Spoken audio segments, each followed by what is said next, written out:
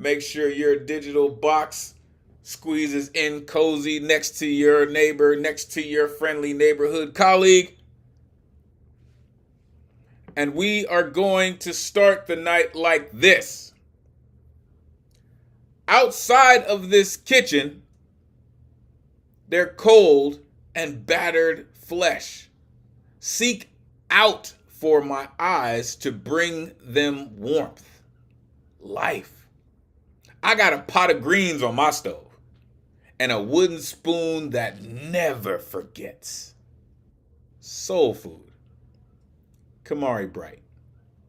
Welcome, welcome, artists and family. You know what it is. Finally, Thursday night has come back. Pull up a Zoom box, grab a microphone, and get comfortable. It's about to go down.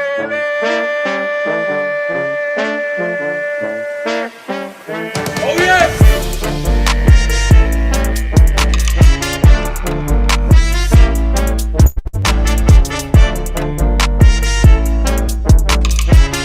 Yeah, we here, y'all. Come on, get excited.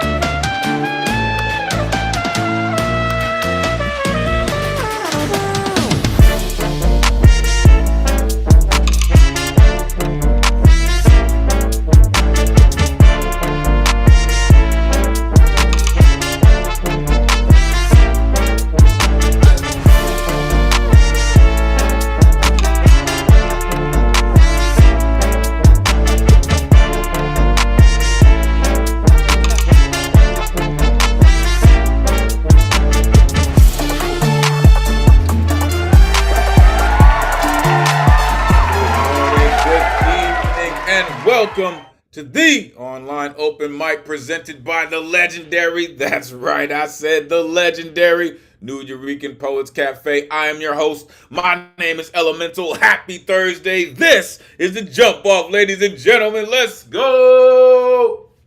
You know how we do, because we've been doing this and doing this and doing this well. Welcome to episode 81.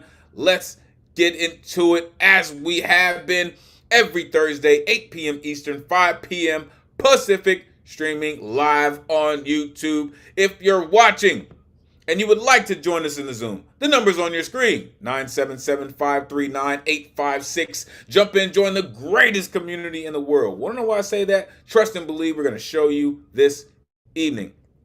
We do this week after week thanks to some dedicated folks who pay these bills. All right, so we would like to thank the New York City Department of Cultural Affairs and the New York State Council on the Arts for hosting these free online events.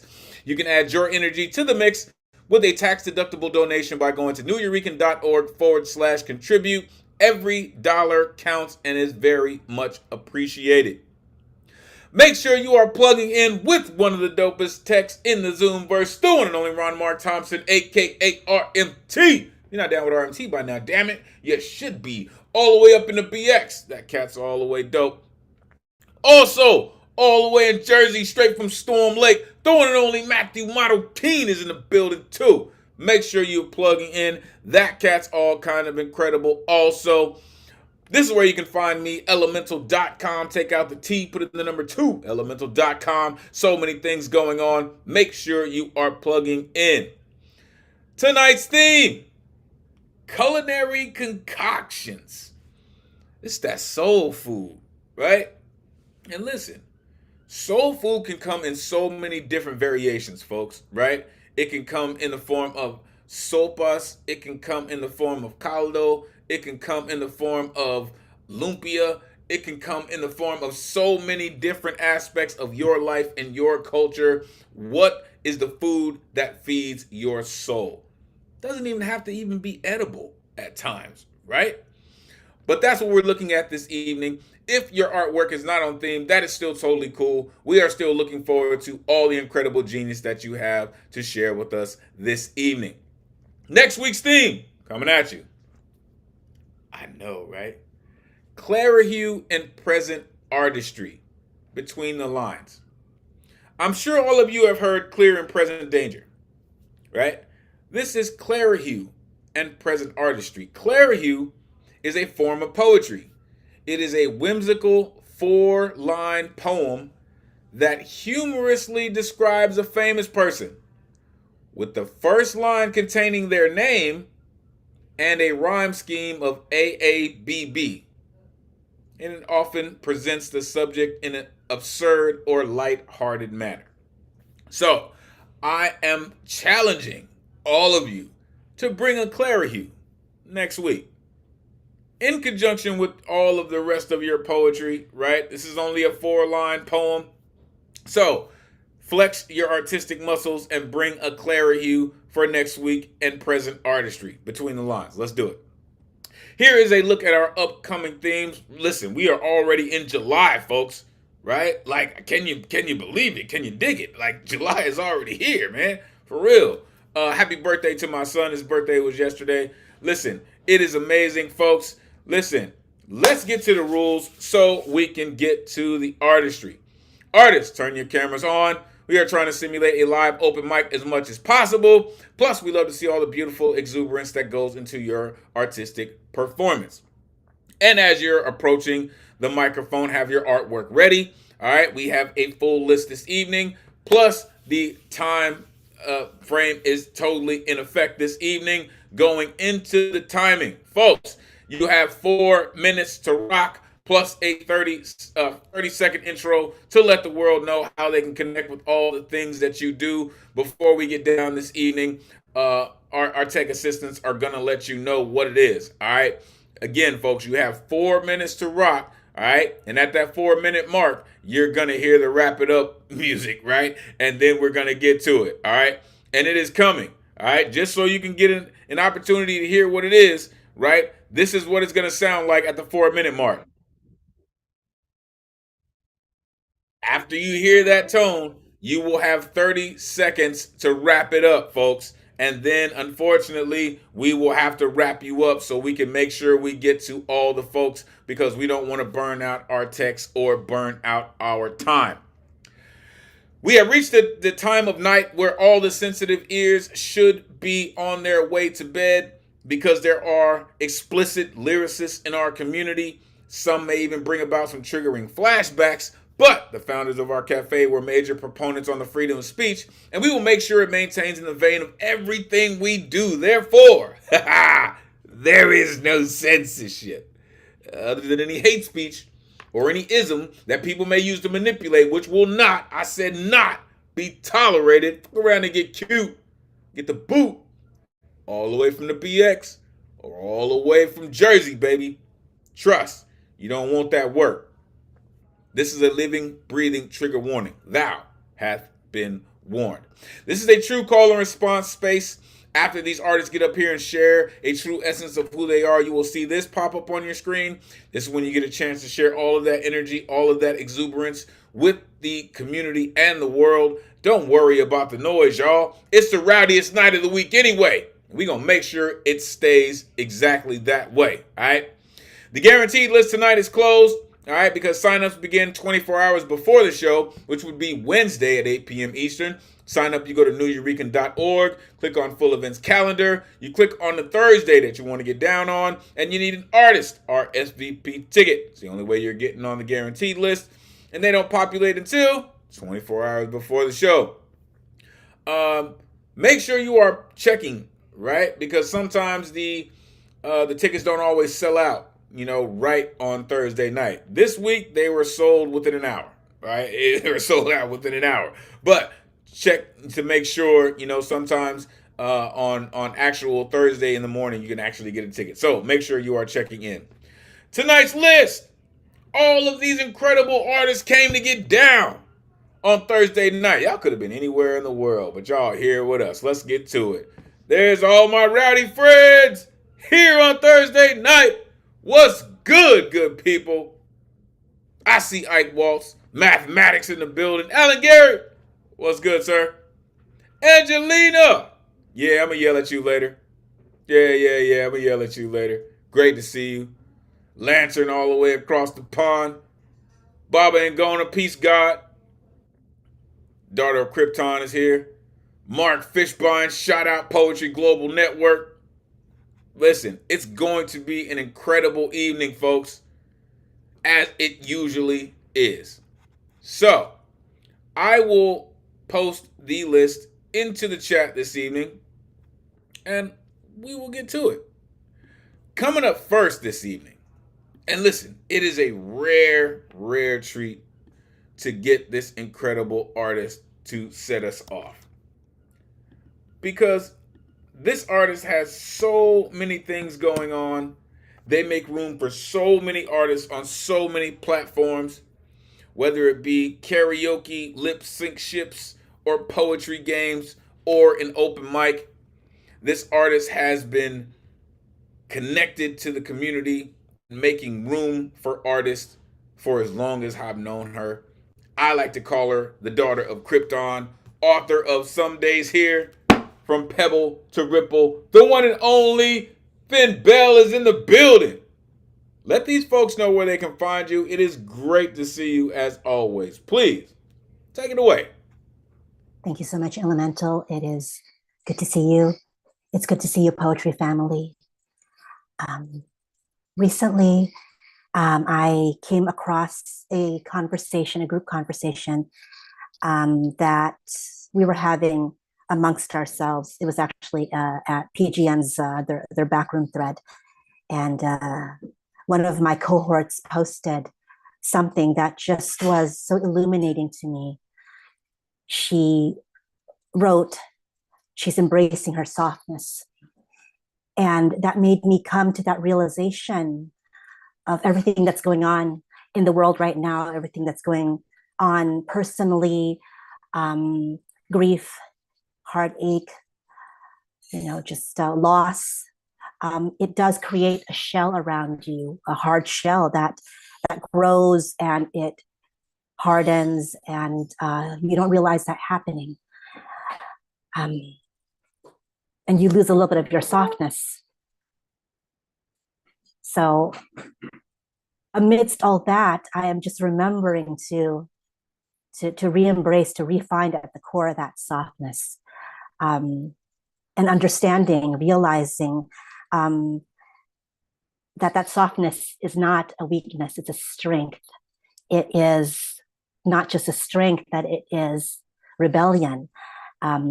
With everything going on that's so cruel in the world, being soft is an act of protest. So I want to share two of my favorite poems. They're not mine. I just realized too that I have not read or wrote a love poem in a long time. So these are not mine, but these are two of my favorites. This is Love is a Luminous Insect at the Window. This is by one of my favorite poets, Martin Espada, and it's for Lauren Marie Espada. The word love. There it is again, indestructible as an insect, fly faster than the swatter, mosquito darting through the net. How the word love chirps in every song, crickets keeping a city boy up all night. I wish I could fry and eat them. How the word love buzzes in sonnets after sonnet. I am the beekeeper who wakes from a nightmare of beehives. To quote Duran, the Panamanian brawler who waved a glove and walked away in the middle of a fight, no más, no more. Then I see you watching the violinist, his eyes shut, the Russian composer's concerto in his head, white horsehair flying on the bow, and your face is bright with tears. And there it is again, the word love.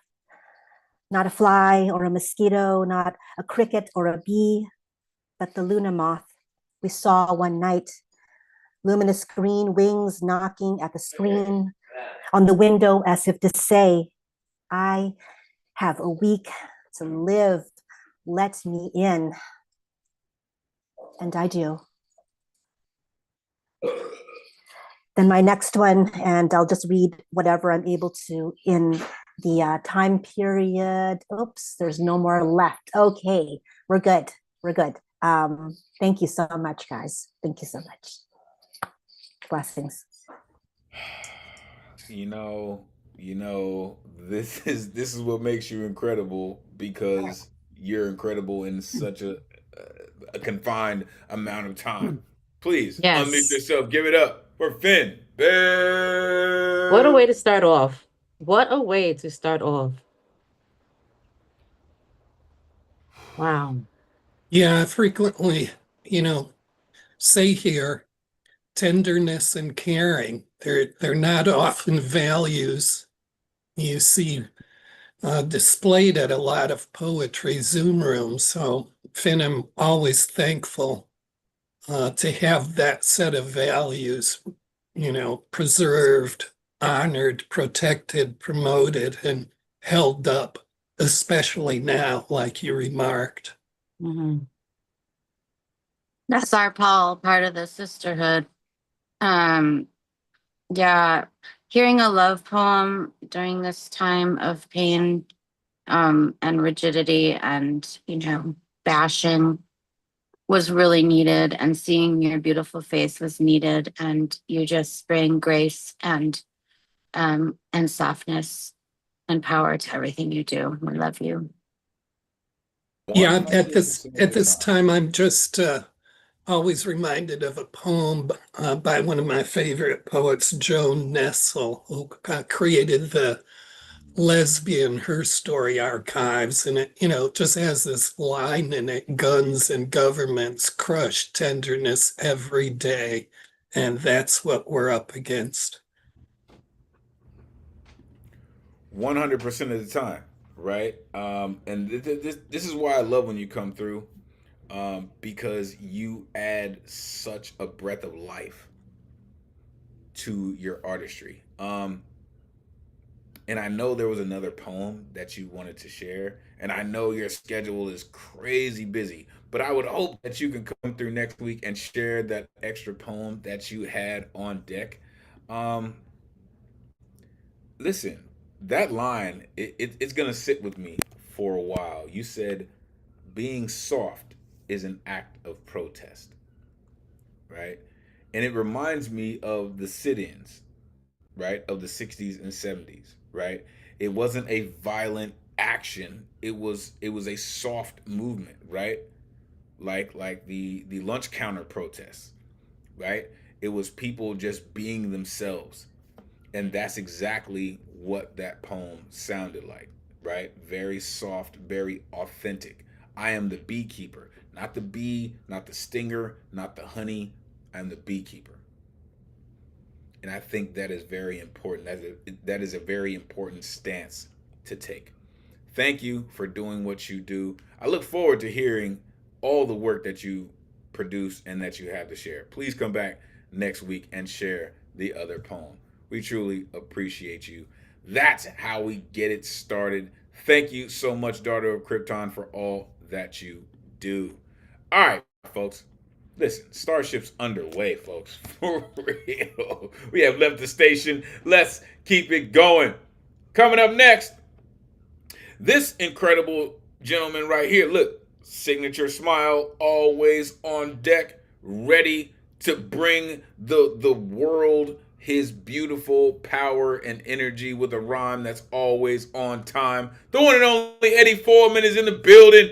Let these folks know where they can find you. Eddie, always great to see you, sir. Please, take it away. Thank you, my bro, like no other word like thunder. But first, happy belated birthday to you. Happy belated birthday to you. Happy belated birthday to Elemental Son. Happy belated birthday to you. Hope all his wishes and hopes come true. Thank you, thank you, thank you. But anyway, my name is Ed Potesco, Little Feeling Fantastic. Please, it's time to join my rhyme. Fafo Sublime. I got two short pieces, so I take too much time. The first piece called Food Tasted Better.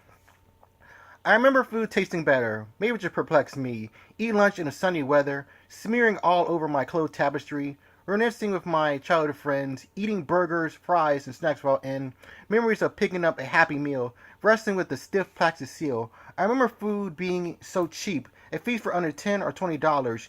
You'd have to be discreet when digging deep, listening to your yummy tales from your grandfather. Maybe it just confused old me, daydream of tasty delights. That's the nostalgia in this poetry.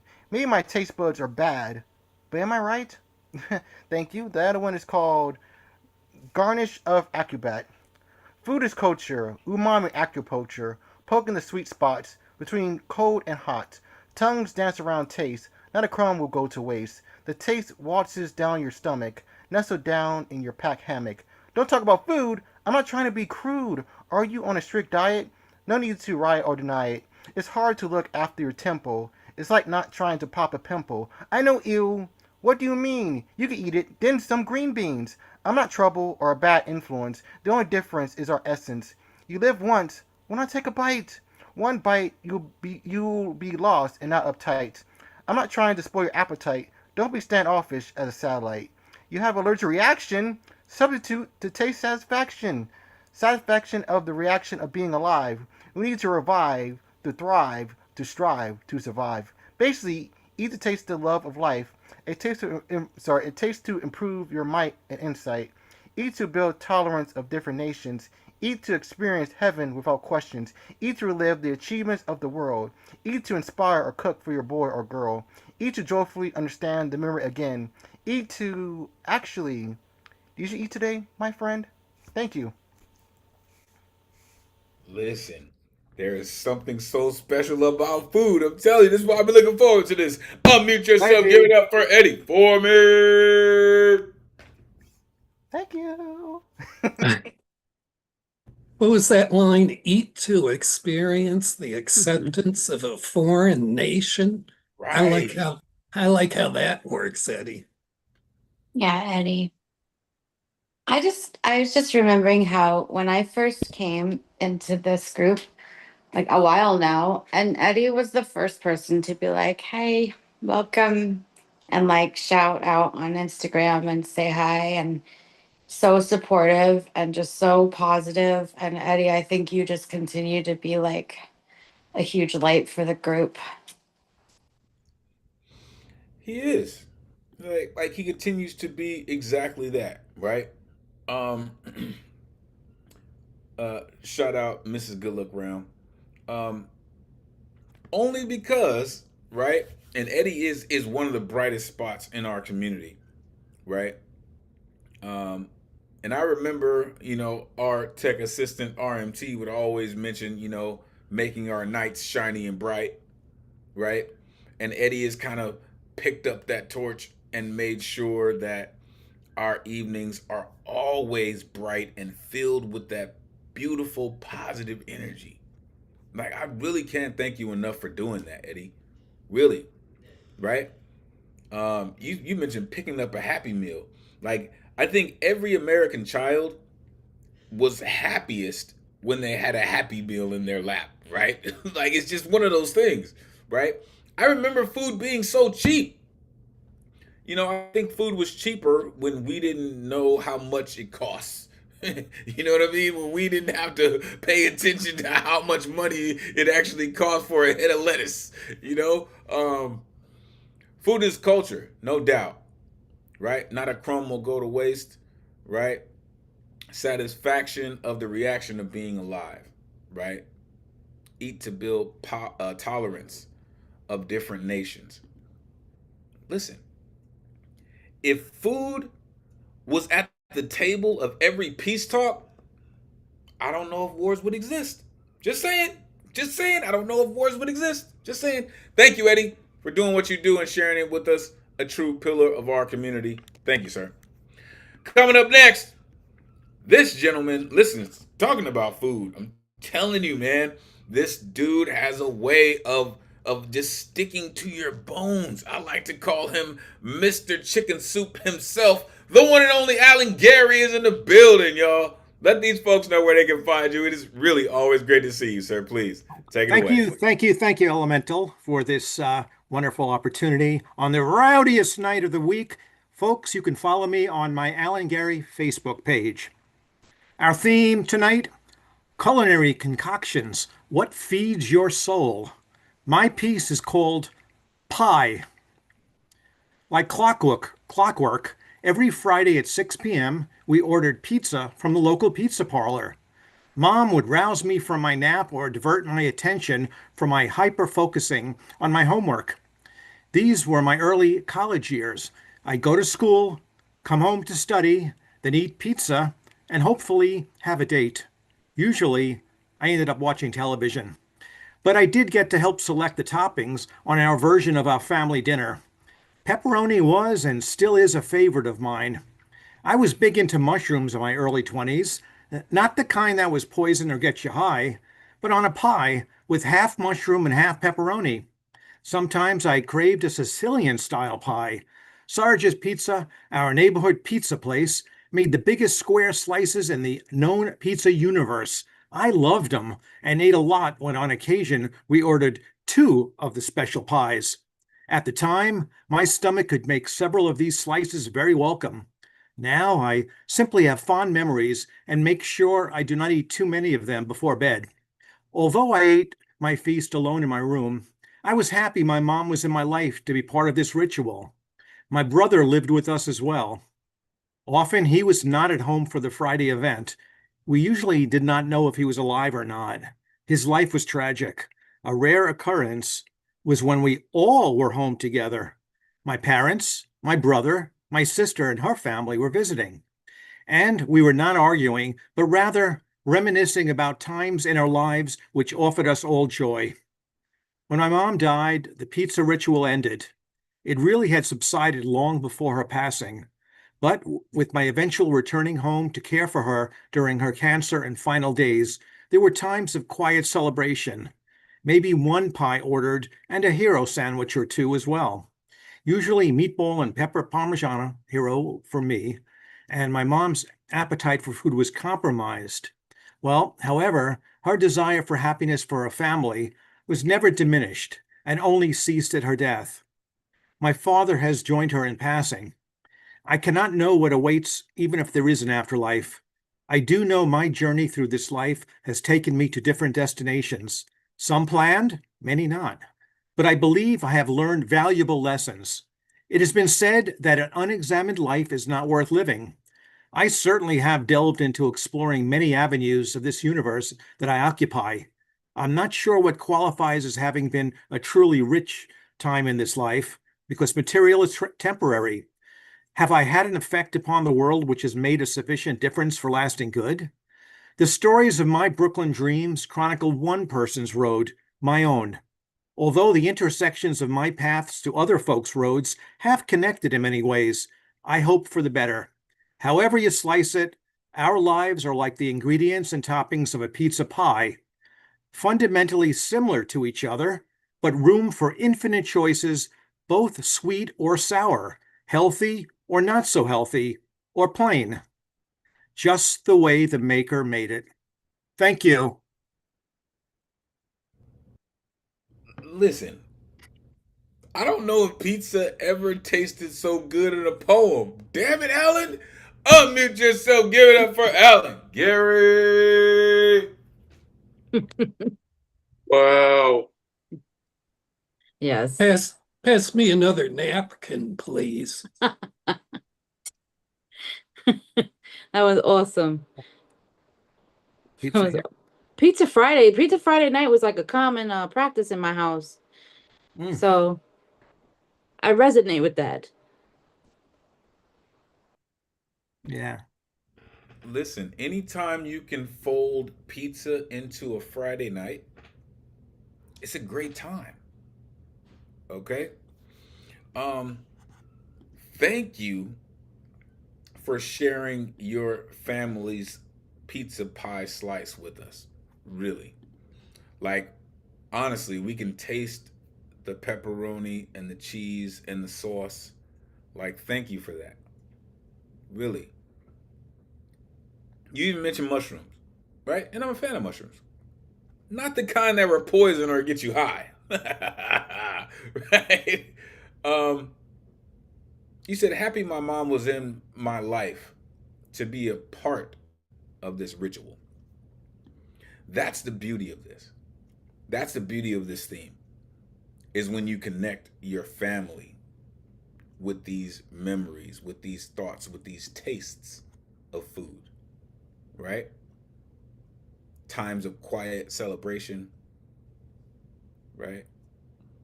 You said my father has joined her in passing. That's just beautiful. I have learned valuable lessons, right? The story of my Brooklyn dreams, for real. However you slice it, man. However you slice it. And there is room for infinite choices. That's what I love about pizza. Infinite choices. Thank you, Alan. I told y'all, he just has a way of his artistry sticking to your bones. Thank you, sir. Truly appreciate you. All right, let's keep it going. I said I would yell at this poet, and I'm going to. Damn it, Angelina. Well, It's been too long, yo. it has. So I went through a loss. Oh, okay. Okay. Please let So us know. no. Please. No, I went through, I had a miscarriage. So I kind of had to sit back from everything. So, Okay. Okay. but So no, wait, I am a firm believer that there's a reason for everything. There was a lot of different roles that played in that. So you know what? At the end of the day, I'm okay. I just needed that time to be okay. listen, you are a member of this community, Always. and this community is family. Yes. And anytime that you need support and love and shoulders to cry on, you see all these boxes. Yes. All these boxes represent real people, Thank you. right? You are loved here, you are appreciated here, and valued here. Thank you. We pray for the healing of your loss, right? And we support you in any way that you need us to. I appreciate that. Really. I do. I really do appreciate that. It took me some time. We are glad to see you. Thank We are you. thankful that you made it back. You can still yell at me if you like. That's okay. I mean, listen, the only reason I'm going to yell at you is because we miss your artistry. And Right. I have some actually new work. So yes. Come on, new shit. Come on, All new right, shit. this new Listen, shit. welcome back. Thank Right? you. We Thank have you. definitely missed Love your you all, voice. We Miss have Joe. definitely Yes. missed your energy. Please let these folks know where they can find you. Again, great to see you. Please Thank you. take it So away. I am not fully set up online yet. So as soon as I get my Instagram set up, it's going to be As the Taco Crumbles. Yes, as we're talking about comfort food and soul food, As the Taco Crumbles, very fitting. So this poem is actually dedicated to my mom. Tomorrow's her birthday. She's turning 79 years old. And I wanted to celebrate her. It's called Dinner at Mom's. The smell of frijoles and tamales sing to me like a Saturday morning in 1992, when Mom would blast Gloria Estefan and Linda Ronstadt singing along to Tú, solo tú. When a freshly mopped floor was the old school version of The Floor is Lava. When pasteles meant Noche Buena was here, when flautas welcomed long time gone visitors to eat, when paella meant the three kings came to holla at Mary, Joseph, and Jesus on their camels with gifts of gold, frankincense, and myrrh. The food my mom made healed traumas and celebrated triumphs, broken bones, and broken connections. It brought together divided groups of individuals and fed families of 4 and 40. My mom spoke through her meals, no words, for 79 years. Behind blackened eyes, bruised arms, torn relationships, and verbal disregard,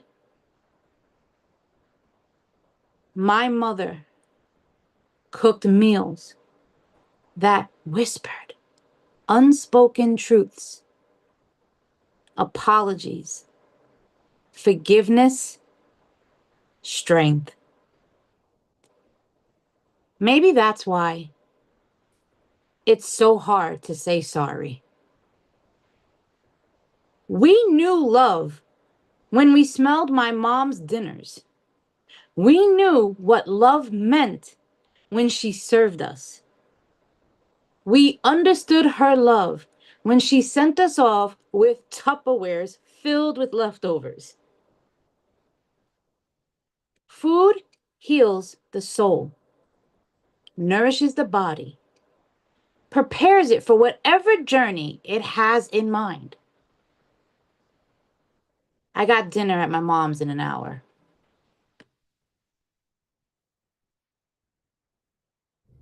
And I suggest you don't be late. Unmute yourself. Give it up for Angelina. Oh, Wow. Wow. That was beautiful. Thank you, thank you, thank you, thank you. Yeah, you really nailed it. How medicinal, not just the meal, but the situation it creates, is meals that whispered unspoken truths. That's very powerful. I was with you every step of that.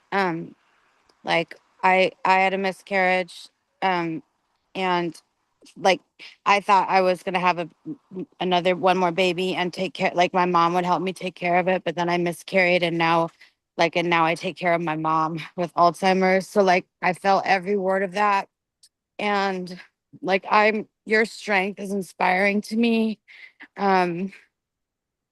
Because it's really hard to just keep walking forward. But I'm so glad you have your mama, and I'm just sending a ton of love. Thank you. My mom is actually where I went after I had my miscarriage. So that's Yeah. why it was That's it was very real to say like it heals. Yeah. It heals. We, So I send we need our I send mommies. much love. Send you much love. Thank you, sweetie. Blessings. no.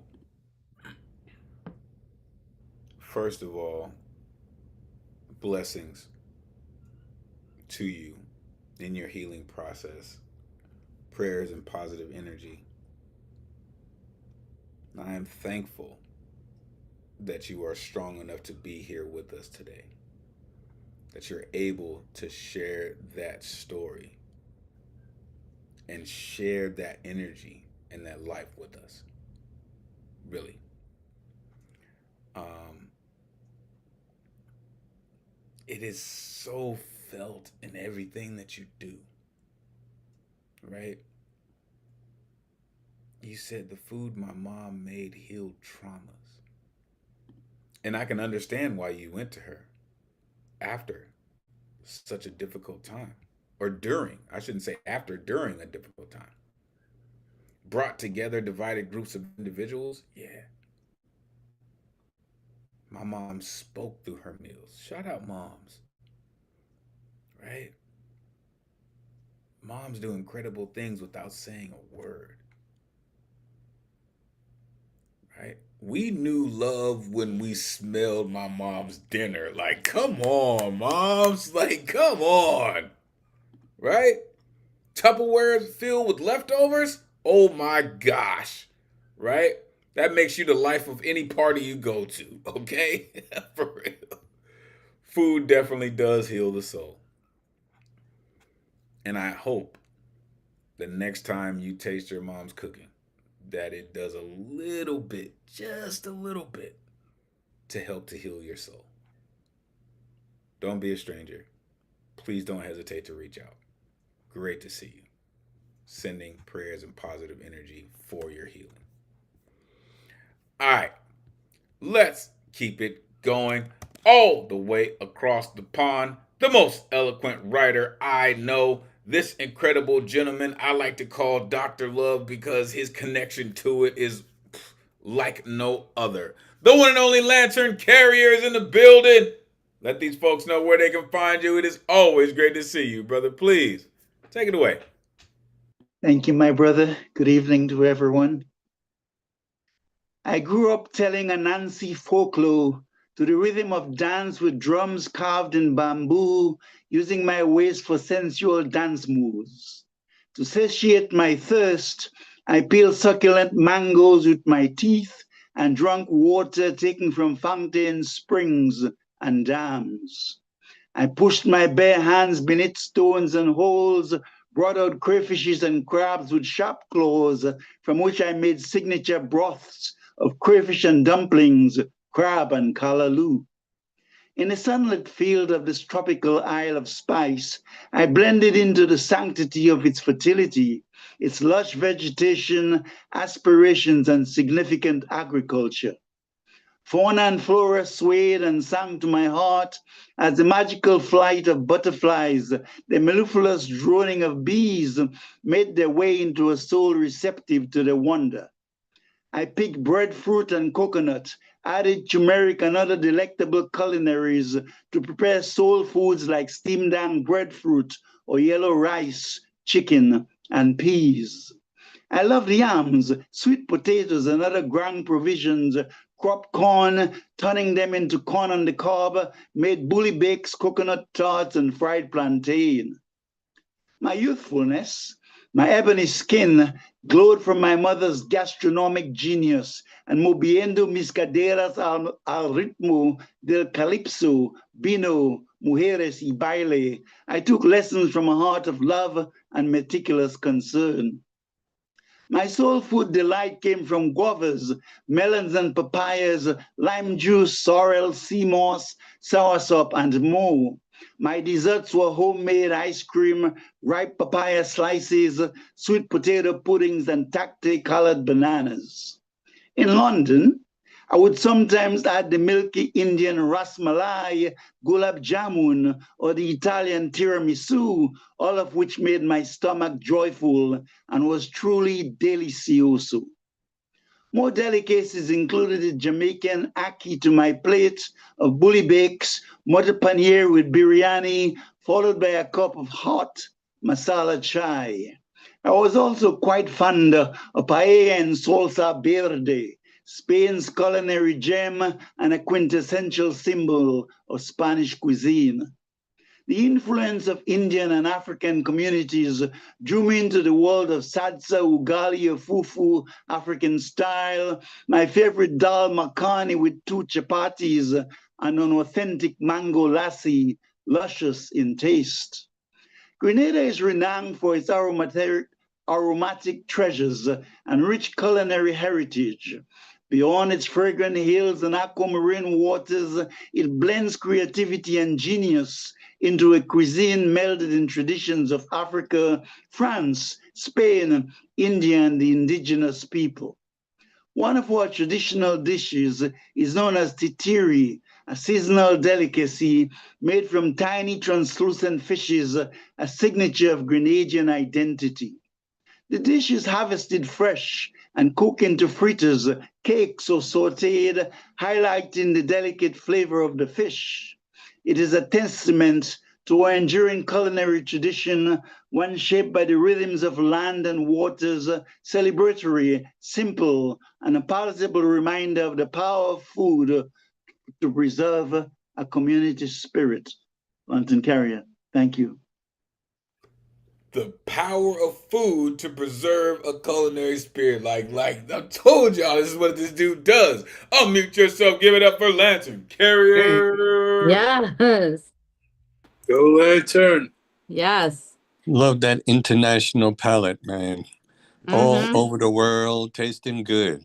Delish. I remember Thank we you. both ordered the baba ganoush the last time I saw you. Right? There was, I want to Yeah. complain. There was no trigger warning for that. And the taste buds in my imagination could just not keep up with all of Like- that. It was stupendous. We're all drooling over here. For sure. For sure. We needed a bib warning, right? We needed a bib warning. Like, come on. It's definitely not this summer heat that got me hot. All this food that you guys are talking about, I'm done. I'm done. For sure. Like, I love the way that you describe your culture through food. And you're one of the folks that I was looking forward to hearing this evening, because of the way that you describe your culinary delights, and how, being such a world traveler, all of the tastes that you bring, right, to enlighten our culinary palate, right? And you do this in such a masterful way, right? You mentioned your mother's gastronomic genius, like sea moss and soursop and Italian tiramisu and masala chai, like creativity and genius. Like, to be Lantern as a child and sitting in the kitchen where his ancestors are cooking up the culinary delights that gave birth to your genius. It's truly a pleasure, right? A signature of Grenadian identity, our enduring culinary delights. Like, you're amazing, sir, and it definitely comes through in your work. Thank you for all that you do and sharing such beautiful delights with us. We truly appreciate you. All right, coming up next. Listen, this is another cat that's coming through, right? I have seen the work that he puts in. He is a master of some things, right? I've seen him make some things in a very beautiful metal pot. I have seen him make up some cakes and some treats. This gentleman's all kinds of incredible. Not only is he a culinary master, but he is a pushcart nominee, author of Four Crescents, contributor to Love Letters to Gaia, author of Black Calculus, Evaporated Rage. The one and only Mathematics is in the building. Let these folks know where they can find you. It is always great to see you, sir. Please, take it away. Hey, good evening, my people. Sorry I missed y'all last week. I got this short, I'm going to call it a haiku, but it is definitely one of the things that's following tonight's theme. And I wrote this probably over 20 years ago, but it's definitely a model for life. So here it goes. Challenge is the appetizer. Struggle is the main course. Life is dessert. Next piece. The heart is a sack. It fills with blood. It holds bloods. Manifests love like there's magic in the blood. Not like the sponge can't be squeezed, spilling its contents. The heart, a sack, becomes a master of alchemy, shifting molecules of iron and calcium into a cascade of emotions. Words swim around love like a river swarms an obstacle, stays in flow. The way water yearns for a thirst to slake, a heart yearns for an echo of itself. A heart reaching for a heart, reaching back. Love, not a mirror image of harmony, but a dance we explore. The steps, the rhythm, the music, the fall, the flight, the landing. Peace. And the landing is just as smooth as the takeoff, sir. Don't know how you do it. Unmute yourself. Give it up for mathematics. Wow. Yes. Yeah. I loved that. That was awesome. The struggle is the main course. That's the line that sticks out. Like that right there. Haiku can be incredibly powerful, folks. 100%. Don't let the 575 fool you. Okay? Seriously, don't let the syllable count throw you. Haiku is one of the most powerful forms of poetry you can find. Right? It's kind of like a Mike Tyson fight. It's scheduled for 12 lines, but it's only gonna end in 3. It's gonna end in 3. Manifest love like there's magic in the blood. He called the heart a master of alchemy. Words swim around love? So is love an ocean? Like you're just amazing, sir. Oh, I'm coming back at you. I want to hear that answer, Math. Please. I said, is love an ocean? What do you have to say, Math? And it's deep too. Let's go. Let's go. Indeed it is. Thank you, sir. Thank you. You have been a pillar of our community for quite some time, and we truly appreciate you. Thank you for sharing it with us in all your delectable stanzas. Thank you. All right. I don't see our LBC representative, so that means we get to go on to the God. Coming up next, this incredible artist is about to hit you with an experience, as he always does. Peace to the God for the knowledge, wisdom, and understanding that he always brings to us.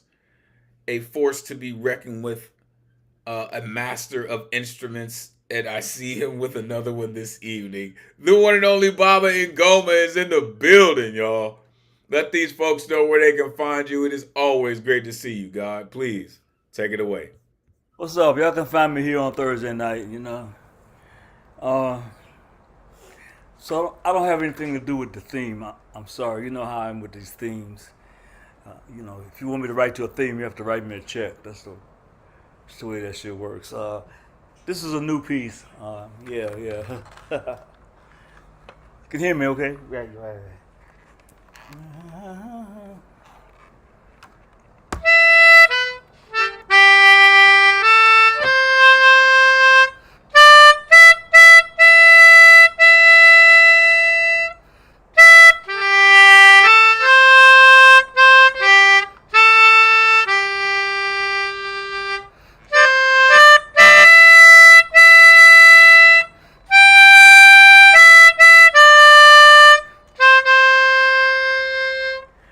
Nobody knows the trouble I see.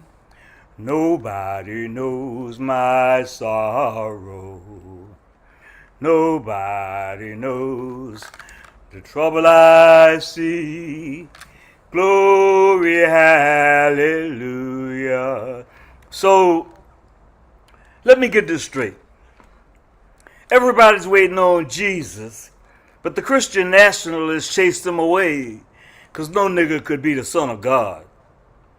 If you were Jesus, would you come back to the lies they planted in your name? You ask, what would Jesus do? But you never answer the question, Besides, he never called himself a Christian. Now he's being sold to the highest bidder, and misguided misleaders claim they're ordained by God. And I'm asking, what God did you talk to? Could it be Elon the muskrat? I told you, the inmates are running the asylum. It's a stick-up. The criminals have been set free. But so far the world is in shock.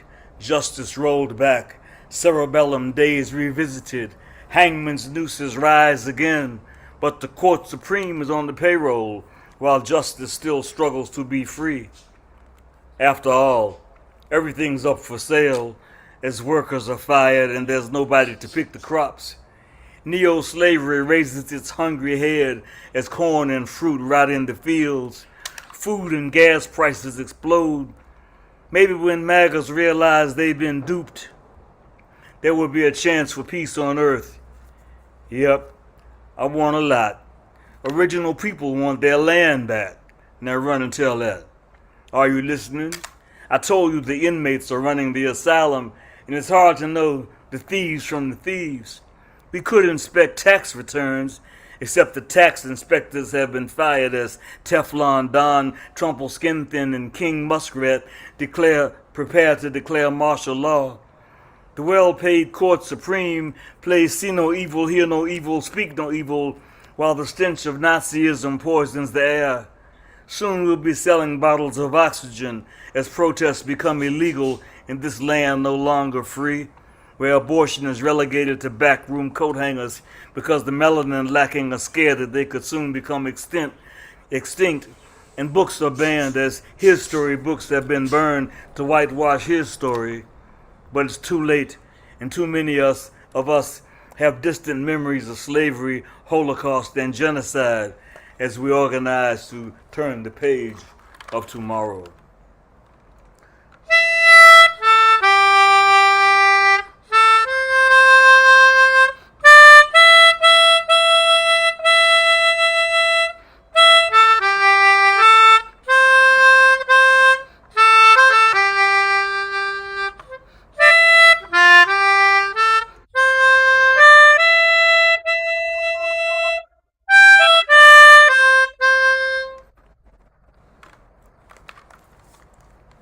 Yo, let's just take a moment to catch our collective breath because he did the hell out of that. Unmute yourself. Give it up for Baba Ngomo. Woo! Wow, Yes. yeah. Go Baba. 10 out of 10. Yeah, I'm really thankful for the continuity you embody and practice in your work. You just keep putting one foot in front of the other and speaking straight up to all this, horribleness. And it's voices like yours that just are going to make that tomorrow a page we can turn. Mm-hmm. Yeah, I love your poetry telling the truth, Baba. Thank you. Keep up the good work. God bless us all for your presence. Thank you. Thank you. God bless us all, for all of us, because we're going to all need it. Yes, It's crazy out here. it is crazy. But thankfully, we have Thursday nights, right, to remind each other that we do have support, right? That we are not screaming into the ether, right? That the fascist regime is not the only one that is listening to us, okay? Because they are looking to censor us. Believe it. But I love the fact that you first of all came through with the new shit. And then you stay very true to form, sir. And I can't thank you enough, right? People ask what would Jesus do, but never answer the question. What God did you talk to? I told you inmates are running the asylum. The court supreme is on the payroll, bet that. Hard to know the thieves from the thieves, bet that. Prince told you there are thieves in the temple. He said Trumple thin skin. They will be selling bottles of oxygen as we organize to turn the page of tomorrow. Please pay attention, folks. The revolution will not be televised. The revolution will be in your mind.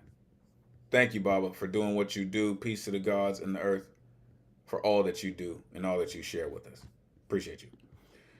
Two more, and we are going to go to halftime. Coming up next, this incredible artist, author of The Bald Raven, author of 13 Poets for a Pigeon Kiss, author of Scopiti, author of Le Petit Requiem. I could go on and on and on. This gentleman is so one of a kind. I like to call him the Vincent Price of poetry. The one and only Ike Waltz is in the building. Let these folks know where they can find you, Ike. It is always great to see you, sir. Please, take it away. Send in The Clowns.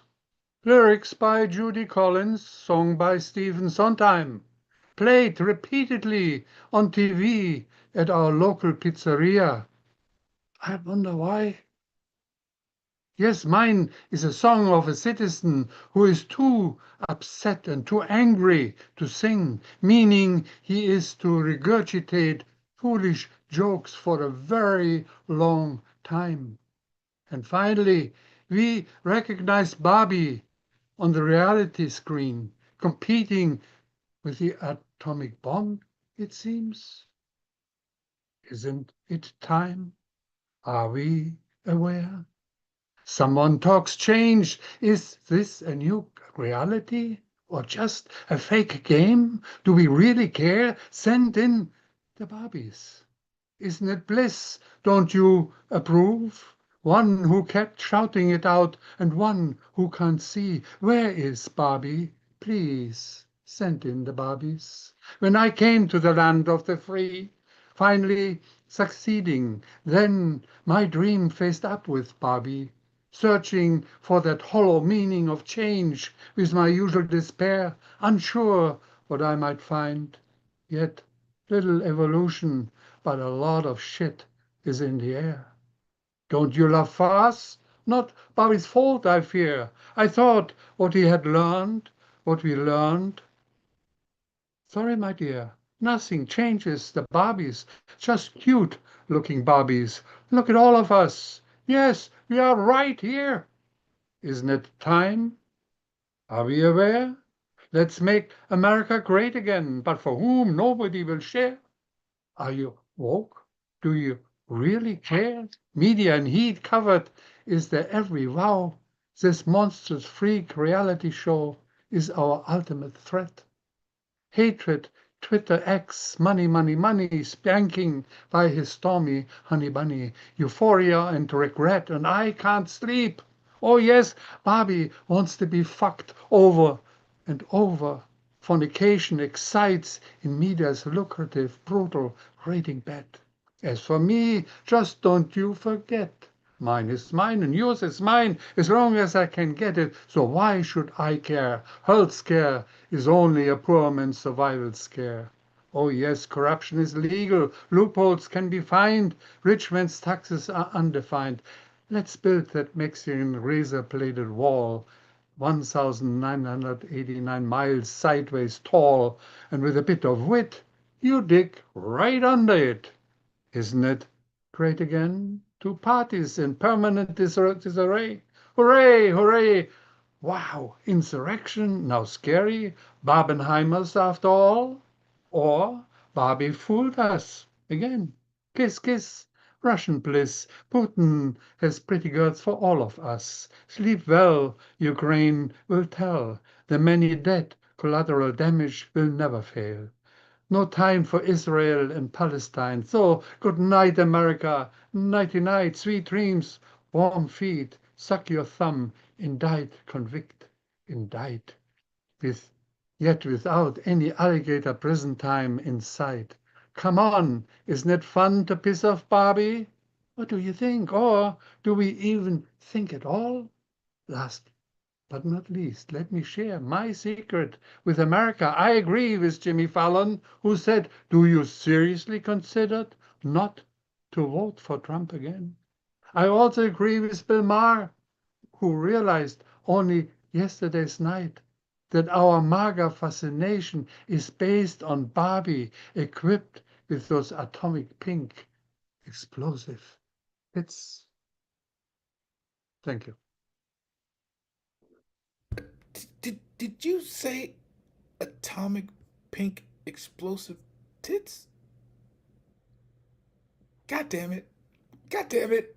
Unmute yourself. Give it up for Ike Walls.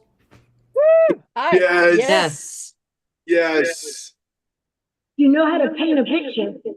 Mm-hmm. Elemental, repeat that what you asked again. Did he say Atomic pink tits? Did you that's what we call descriptive. extremely? Yes. And now I will look at pink in a whole new way. I will look at atomic bombs a whole new way. Sir, I am convinced, similar to our resident Gilgamesh, you are a living, breathing masterclass. Whether it be in description or texture, you are incredible, sir. And you deliver every time, right? Like the Pony Express or the United States Postal Service. Like rain, sleet, or shine, Ike Waltz will deliver. Little evolution, but a lot of shit in the air. Make America great again for whom? For the fact that he said for whom, not who, but for whom. Just saying. Corruption is legal. 1,989 miles tall. Putin has pretty girls for all of us. Suck your thumb and die convicted. Do we even think at all? Great question, sir. Great question. I would pose that to CNN. And I hope they ask that same question. Thank you, sir, for doing what you do. You are always thought-provoking. We truly appreciate you. You're ridiculous, sir. Really, you're ridiculous. For real. All right. Coming up next, and we will go to halftime. The priestess is in the building. Every time she comes through, it is a blessing. She has been hanging around and blessing her future generations who are so very beautiful, really. Thank you.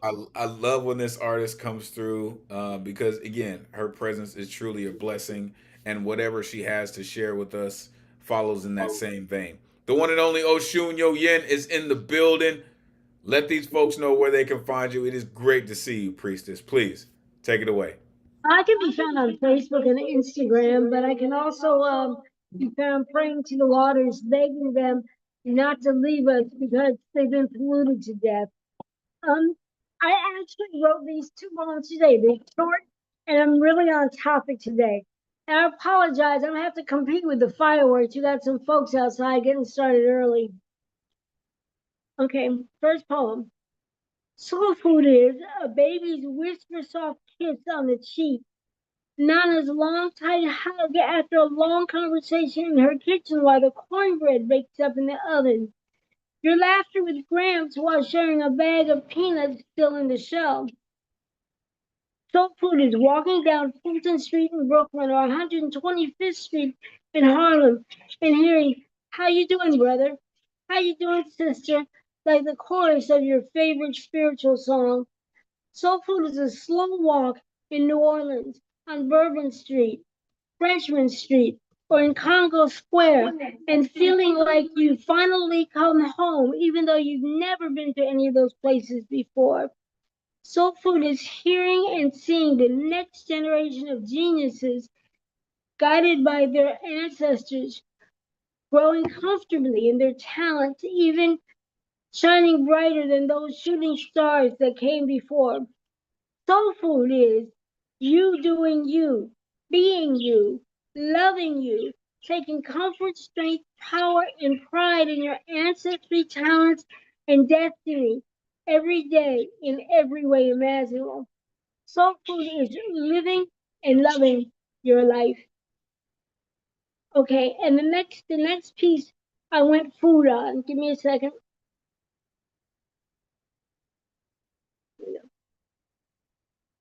The kitchen is the womb of the home, growing, feeding, and nourishing family at every age and through every stage. Before birth, enjoyed in childhood, savored in the red blood of youth, still enjoyed in the purple royal richness found in the treasured memories of elder years. Love is the secret seasoning. Mama's rich evening dinners, and Uncle's prepared Friday fish fry, and Grandma's summer Saturday all afternoon full smoked and rich sauce tender barbecued meats served together with Auntie's taste bud jam and baked beans, potato salad, and irresistible collards that demand Louisiana hot sauce. Love is the secret ingredient in every dessert that blesses the final course in a tongue-slamming, jamming meal. No, love has no taste. It just mystically enhances every flavor. The fine-tuned and enriched by the time-honored humming and scatting over pots, iron frying pans, and black outdoor barbecue grills that marries every element harmonically. Soul food is a prayer answered for the spirit through the taste buds, caring, and love. Yes, soul food from the kitchen, the womb of the home. Room of the home. Oh my gosh. Are you? Oh. Unmute yourself. Give it up for old Shoe. Yo, yeah. Yes. Yeah. Yeah. That line sticks like on the ribs that the kitchen is the womb of the home. Well, it is. We all know that. Where do we all gather? All of us. Oh, in the kitchen. It doesn't matter whether you're Latino, African American, Chinese, Jewish. That's where everybody comes together. We get together in the kitchen. And you said it before, Elemental. You said before, like, oh, you know, I believe wars would not be happening quite so often if food were involved. If food was at the table of peace talks, wars would be settled. I'm saying, before all the food was gone, wars would be settled. Seriously, like I truly believe that, folks, and I don't care where in the world you're from, right? You could have, you know, a West Coast versus an East Coast. You bring those things together, and you have something, right? You bring a California burrito and a chopped cheese to the table, you're gonna get some things done. I'm just saying. For the folks who know, you know, right? I am not gonna forget that, really, and I'm gonna make sure that that stays somewhere very prominent in my life. The kitchen is the womb of the home. Like, you had some very powerful work in there, right? You mentioned New Orleans. You mentioned Congo Square, right? Hearing and seeing the next generation of geniuses, right? Living and loving your life, right? In the red blood of youth. In my grandmama's summer afternoon. The irresistible college that demand Louisiana hot sauce. Like, come on. But the kitchen is the womb of the home? Not gonna forget that. Thank you for that blessing. All right. Woo!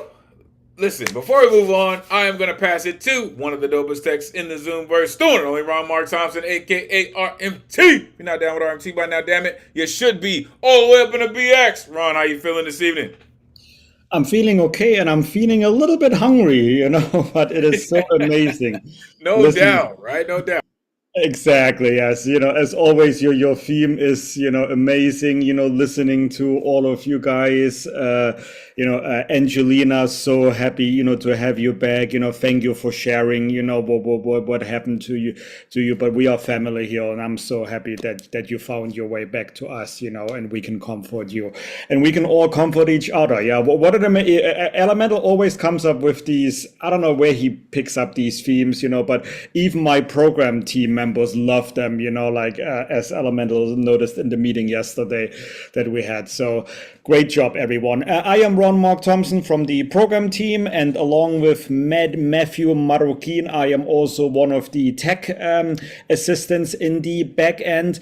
Our New Rican Poets Cafe at the moment is closed for reconstruction, but we are continuing with our offsite and online programs, during the building reconstruction.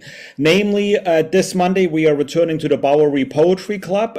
We took off this week, this Monday, due to another event that took place there, but we are back for the remaining Mondays of this year, all the way through Christmas. Monday, 6:30 p.m. at the Bowery Poetry Club, New Rican Bowery Slam, and this Monday it will be Luna Rosa's turn to host.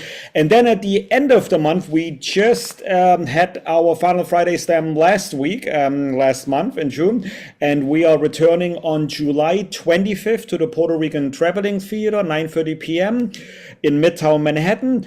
And one of our co-hosts of that program is actually here in the Zoom room, but I'm gonna keep it at that tease. We have a few more weeks till then, so we will reveal in the next few weeks who that will be. But if you're in New York City, come on out for this, for this amazing event. We love it. Lois Cider Center, we are taking a break. We call it the Hot Poet Summer, so no Wednesday open mics at the Lois Cider Center. We will return there in September, first week in September, with our Women Orator Wednesday. But while we are not there, check us out at our many other events and open mics, such as next week on Friday, July 11th at 7:30 p.m. We are returning to New Jersey, NJPAC, the Performing Arts Center in Newark. Paul Concasso will host. The New Rican Slam team from this year, 2025, will be there, and there will be an open mic in person. So if you can make it, or if you're in New Jersey and you usually cannot make it into New York City, then this is your chance to see us. We are so happy to be back, second year. We hope to make that an annual, event there, and we are back there next week. And then right away on the weekend, July 12th and July 13th, is the Poetry Festival of New York City on Governor's Island in Lower Manhattan, which is curated and produced by the Poetry Society of New York. We will have a table there at the festival, and at 2:30 p.m. on July 12th, which is a Saturday, we will be on the Brinkley stage. Brian Acosta Aria will be hosting our 30-minute set there with 3 amazing features. There are so many other poetry organizations there. My own Bronx-based poetry organization, Bronx Art and Fun Up, will be there as well. 5:30 p.m. on the Brinkley stage. I know many of our attendees here, they will be performing with other poetry organizations. So it is a free festival. Is this one event that you can make it in person, and the weather is great, it's outdoors, it's free, I recommend that Poetry Festival, not this weekend, but next weekend, July 12th and July 13th in New York City. And then the following week, we're going to stay busy. July 17th, we are returning to the Bronx Documentary Center for our open mic there as part of their 8th annual Latin America Photo Festival. Good news, if you're a Bronx resident, it is free. If you're from outside the Bronx, it's only $5. This is, I don't think you can find such a low ticketed open mic anywhere else. So come on out if you can make it. Or if you have teenagers in your household, nieces, nephews, or children, send them over July 20th, our next teen open mic together with Rightopia Lab at P&T Knitwear. Of course, online as well. I know many of us here in the Zoom room are not in the New York City metro area, so please continue participating on Thursdays with us. If you didn't get an RSVP ticket last night, Elemen2al mentioned it sold out within an hour. But we do have a good luck round, so let us know in the Zoom chat if you would like to be added to that. And also, Tony McPherson will return next week to our slam poetry workshop, second Tuesday of every month. Thanks to a grant by Poets and Writers, this is free. This is coming up July 8th, 6:30 p.m. If you have not yet signed up for this and you would like to learn and get feedback on your slam poem, sign up for this and check it out. Anything else that I didn't mention, just go to our calendar, neweurekan.org/calendar. In August, we will be returning to the International Center of Photography. We will also be co-hosting an open mic in Brooklyn, Uprose, in both July and August. And of course, September we'll be back at the Lois Sider Center. So just check us out there. Also, my program teammates have updated our merchandise online. We now have a spring/summer collection. In addition to sweaters and t-shirts, we also now offer tote bags, cups, hats. So if you want to rock and show your pride with our New Eurekan merchandise, head to neweurekan.org/merch, MERCH, which is short for merchandise. And last but not least, if you would like to help us with our programming, of course, we try to keep as many events free as we can. We cannot do this for all the events, and ticket sales do not cover everything. So we are a non-for-profit organization based in New York City. You can help us by donating. Go to neweurekan.org/contribute, or you can join our new Patreon site online. And by giving us $10 per month, you get to watch all of our video catalog of those events that are not online, such as our Monday New Eurekan Bowery Slams or the Final Friday Slams, which we do not put on our YouTube channel. But on that note, if you missed tonight's online open mic or our Wednesday online in-person open mics, just head to our YouTube channel and we do live stream many of our events there. Okay, that's enough for me. I know I talk a lot. Let us get back to our next performer, who joined us not that long ago, and you correct me if I'm wrong, Sam, but I believe you are zooming in from the south, from Louisiana. Welcome back. I'm so happy that we are, national, international here. That's the beauty of the New Eurekan Poets Cafe. So, Sam, welcome back, everyone. This is Sam Hardy. Thank you very much, Ron. I appreciate it. Yeah, I'm calling in from near New Orleans, Louisiana, Cajun country. And I don't know if I mentioned, but I've been writing a book for about 3 years now on for survivors of sexual assault, and so I have a couple of poems from that book. The first one is called "How to Create a Character Flaw." One can only be told, act humble, stay silent, dress pretty, don't frown, before wanting to be totally invisible, permanently mute, Hallmark-like, someone else, and so often feeling I should try to be unseen, I should watch my every word, I should always look perfect, I should smile even when in pain. After a while, it's like I learned to hide myself in plain sight. Songs speak the words I could never say. Food never stays inside me for very long. I just want to get through another day. My next poem is called Survival. She wore silence like a second skin, layered thick with fear and self-blame. Her reflection in the mirror showed her pale and thin. The walls knew her sobs better than she knew her own name. Bruises bloomed like secrets in places no one else could see. A prisoner at the dinner table, plates situated like landmines, each word measured like a fragile breath filled with unspoken pleas. Jumping at the sounds of a simple clock chime. He was thunder and lightning without a storm, a clenched jaw lurking around every corner. She learned to read the weather in his eyes. When the hurricane came, it was no surprise. But one day, before the storm made its arrival, she packed and left, the door swinging open. She let the wind whisper her story to every woman still hoping for survival. And my last one, if I have time, plastic sheets and pain. Welts arise on my skin from where I misspoke again. I live my life 1 minute at a time, just trying not to step on his swiftly moving landmines. I have so many triggers now that they simply disarm me. I'm eons away from who I used to be. I can no longer even conceptualize the word free. The redness of a freshly slapped face swelling in an all too familiar place. Why won't God help me? Send me some grace. Show me there's more to the human race. Why do I keep allowing this to happen, always revisiting flying fists from decades ago? I relive the past over and over with no place to go. The child inside me aches, self-blame resides in me.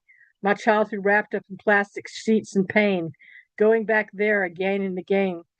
I want to heal the pain, stop letting bad men in. If I could just get help saying no, I feel I might could win. Thank you.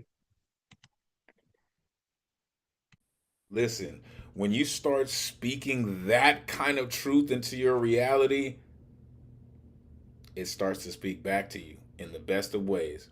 Unmute yourself. Give it Yes. up for Sam Hardy. Oh, Yeah.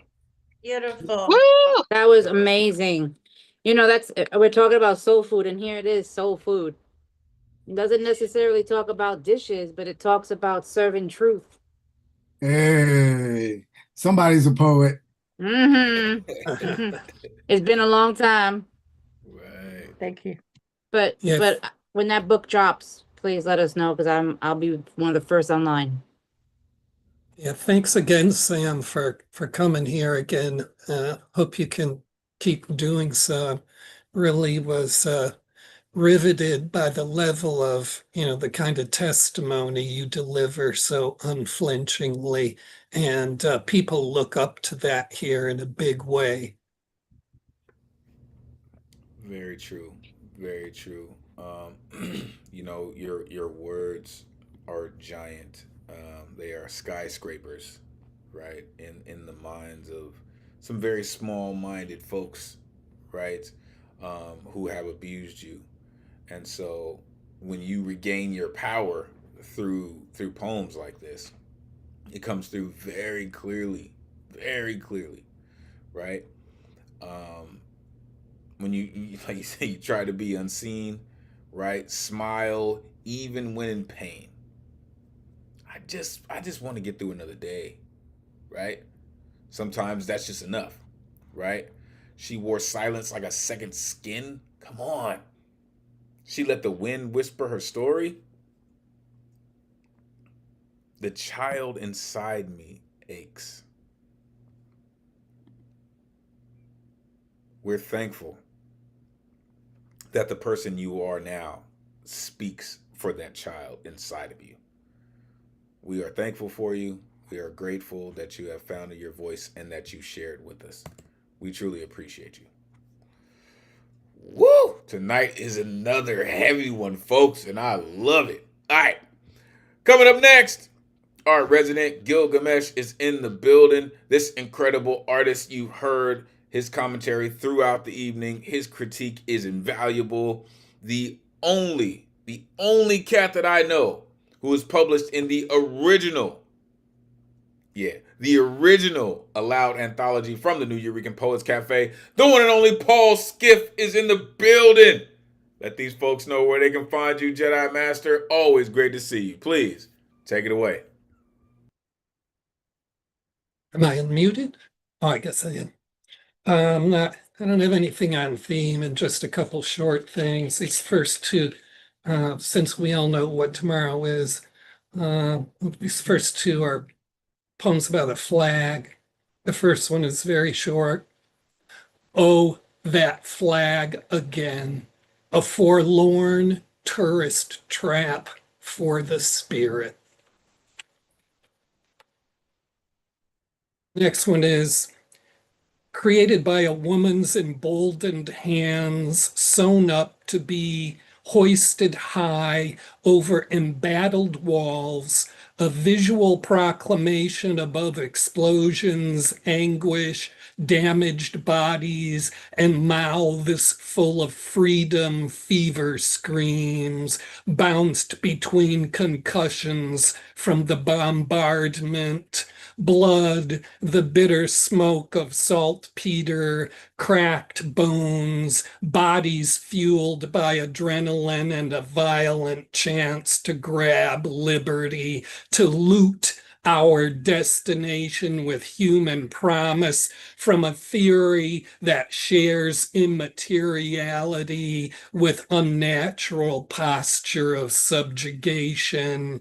Yet how it crackles now in wind, each snap of cloth, rough rustle in the ears of what we want for tomorrow, our freedom everlasting, would have to outlive the promise lies that are just as old as the three-colored design. The promise lies just as old as the constitutional contradictions, liberty and racism, poverty and plenty, dream and party line, a nightmare, pursuit of happiness, and chase of menacing gunfire, red, white, and blue nonsense, beautiful and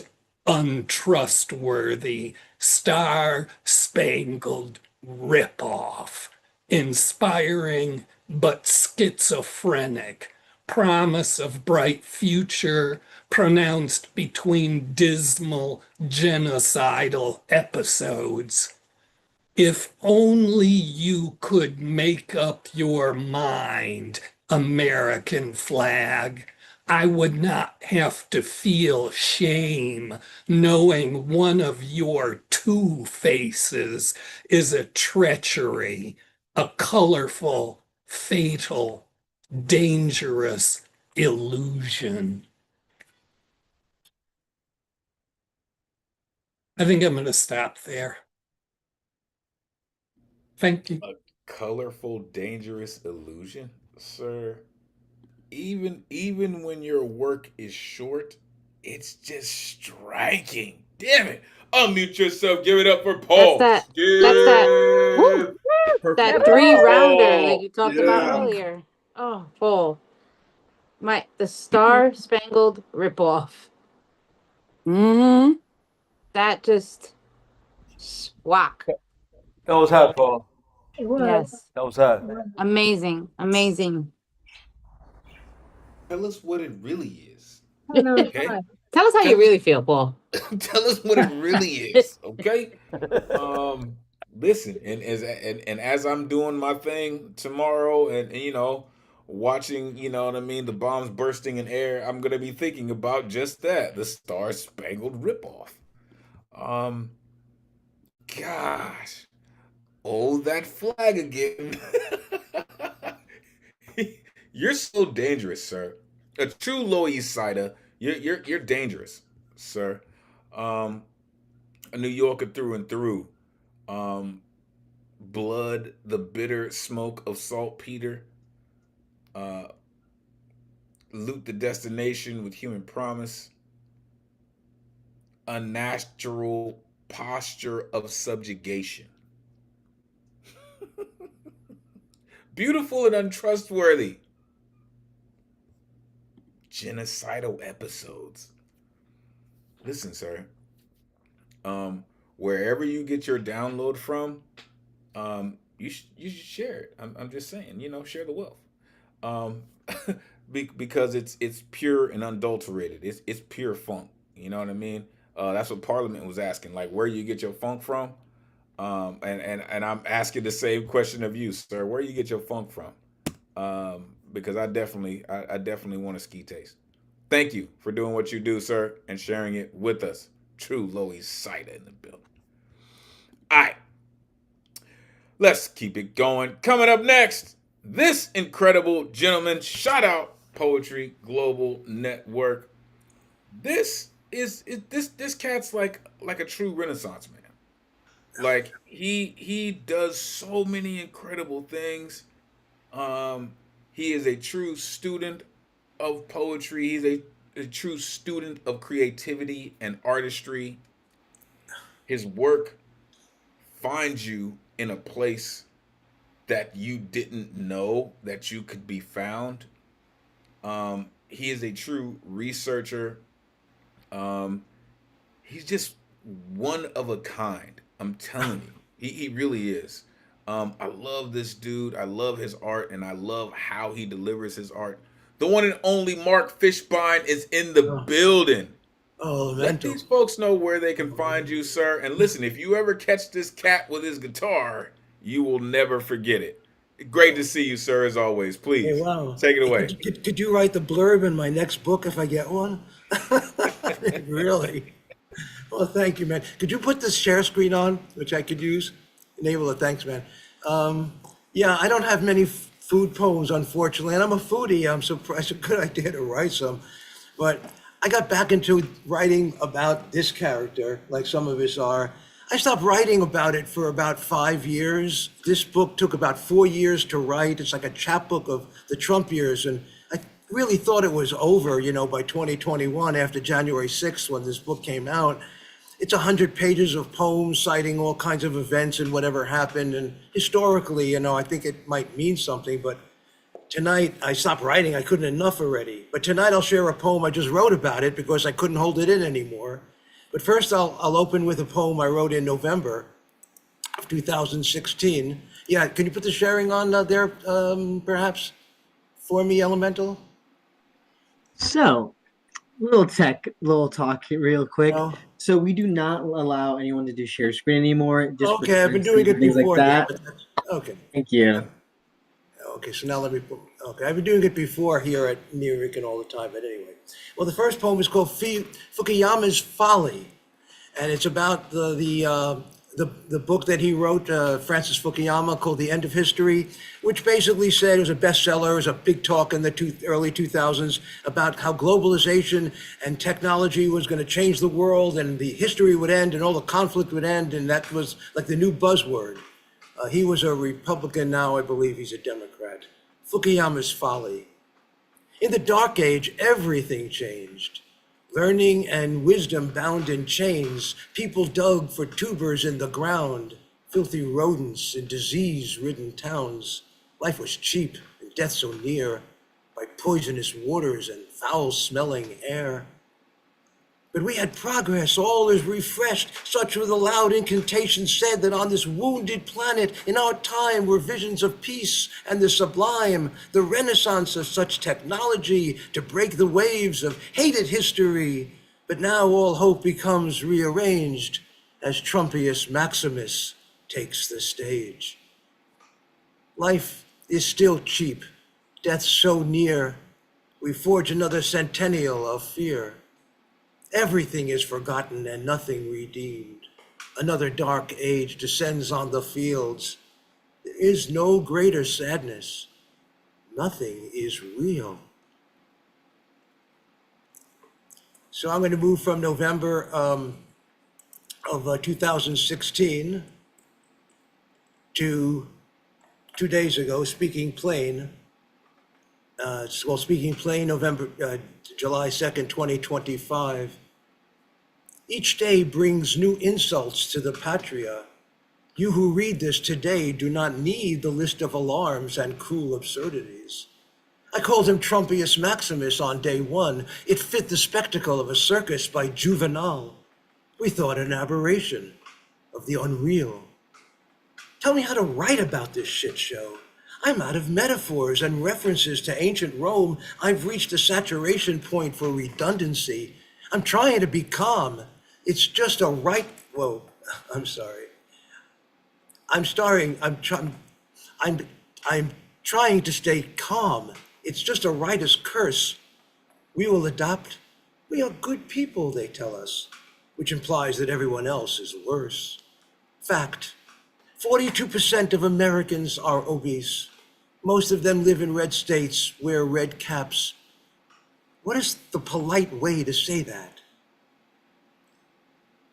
We each have our notion of common sense. I'm sorry, my mouse is kind of playing a little funny tricks with me. I'm sorry. This not happened before. I'm sorry. We each have our notion of common sense, so there is nothing common about it. Politics show that without pretense. Maybe I should just rage, throw a lot of fucks around, which doesn't mean a bumfuck to the MAGA cult. I feel isolated, embarrassed. Can you love a country and be ashamed by it? Why not, Bill Maher? Why the fuck not?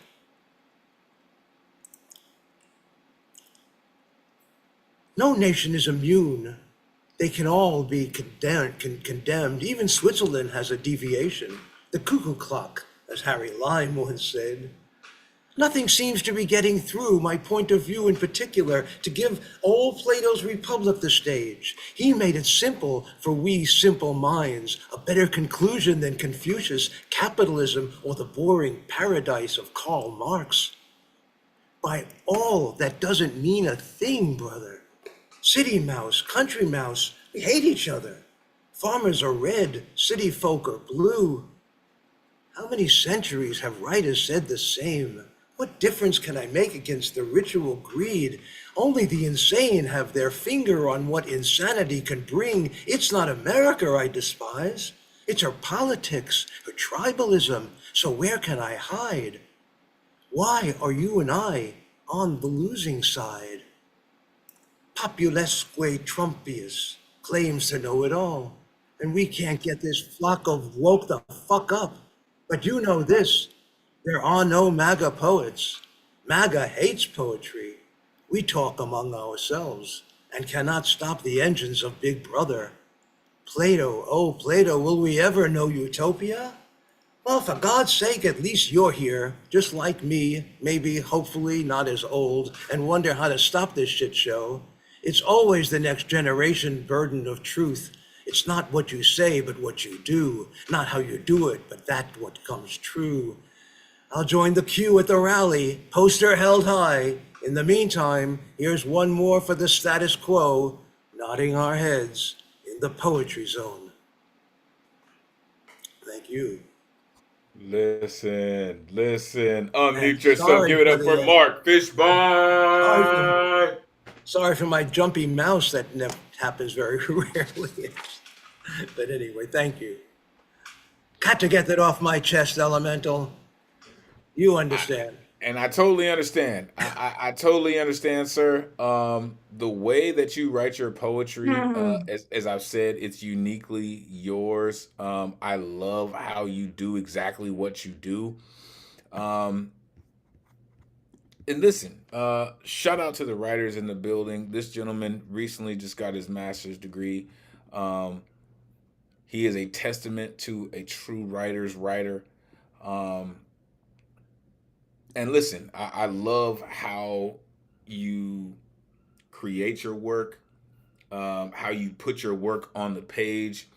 You are incredible, sir. Make sure you are plugging in with Mark Fishbine, with All Things Poetry Global Network. Listen, and this is the first time I've ever heard Mark use that shit. He said, throw a lot of fucks around. When did Mark Fishbine start throwing a lot of fucks around? Like I must have missed that memo. Like for real. A better confusion than Confucius, right? It's not America that I despise, it's her politics. Damn it, sir. Thank you for that. Thank you for that. Thank you for staying so dedicated. And so willing to go against the status quo. Really, it means a lot. It means a lot. Thank you for doing what you do. Don't be a stranger, sir. We need your voice. For real. There are no MAGA poets. There are no MAGA poets. I love it. I stinking love it. I love it. All right. Coming up next. Listen. This next artist, with a direct connection to the founders, continues to come through with her unique work. She even let me know recently. She was like, you know what? My name is so dope. I think I'm just gonna go by that. And I totally agree. Her work and her name speak true volumes to the artist that she is and the artistry that she continues to share with us. Love to see her when she comes through. The one and only Sarah Small in the building. Let these folks know where they can find you. Great to see you, man. Please take it away. Hi, Elemental. Hi, everybody. Can you hear me? Yeah, okay. So you can find me on Instagram under SAS Poet 1, SAS Poet, the number 1, or on Substack. I just started posting there. There's not a lot there at Sarah Small Writer. And so tonight, instead of a poem, I've been working on a story. I'm going to be trying to compete in a story slam in 3 weeks. I just decided to do this a few days ago. And so the theme for the story slam is dirt. And so I'm going to just kind of run through my story. I don't know if it'll come out like a poem or if it'll come out boring, but I'm just going to do it. And hopefully I'll try again in a few weeks. It'll be better. So my name is Sarah Small, and I'm wearing a Punk's Not Dead t-shirt because I'm punk and I'm not dead. How this story connects to dirt is that way back in the day, I used to be a gutter punk, and you didn't always get to shower all the time. Although sometimes I bathed in the river, in streams, in lakes, and even fire hydrants. Punk rock saved my life. I'll be telling a hitchhiking story tonight. I ran away from home just before I turned 17 because my stepdad was a creep. And that decision I felt was in the best interest of the child, and I was the child. It was heartbreaking for my mother, who for months at a time I was out of contact with, except for postcards and collect calls. Through punk rock, I found community, and I found other people who wanted to make the world a better place and work towards justice and equality. I didn't consider myself homeless or the new term unhoused, which I really love the word unhoused. I didn't identify with this because I always had somewhere to sleep. I was a squatter and slept in abandoned buildings when I was in the city, and I slept on the side of the road when I was in the country. It was 1992, the year my mom died, and so I was grieving and I didn't have too many fucks to give. I was traveling with my best friend, lover, and traveling partner, Lorna, and her dog, Harold. I first met her in the basement of the Uptown Library in Minneapolis, and we both met in the nonfiction section. We caught a ride with our friend Tina down to Colorado, and then we were hitchhiking up to the Northwest. So this one day we were on the road north of Boise in Idaho. It was 102 degrees. We waited for hours until finally we got a ride from a trucker who was known as Uncle Marty. He was traveling with his nephew, who he described as a juvenile delinquent. We drove for hours in a semi, drank beer, sang songs that were on the radio, and talked about our lives. All was well until the sun went down. It started getting dark, and he pulls into this rest area. And the thing is that we hadn't seen a house or gas station or anything for miles.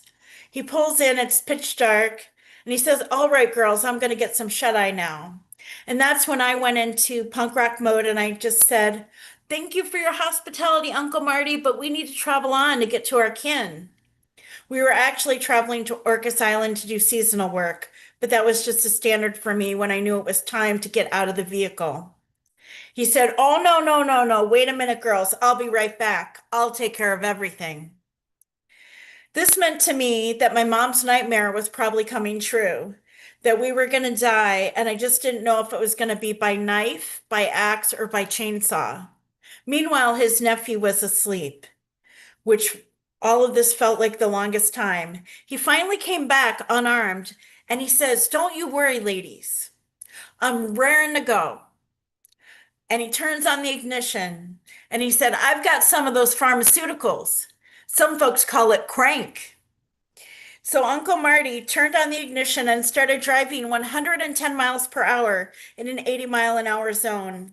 He put in the tape cassette of Aerosmith, and I thought this is how we were going to die, that he was either going to drive off a cliff or into the ditch or something. So the song Dream On comes on, and Lorna and I didn't know what else to do but to sing along with Uncle Marty. And so we did. We sung every single word of that song.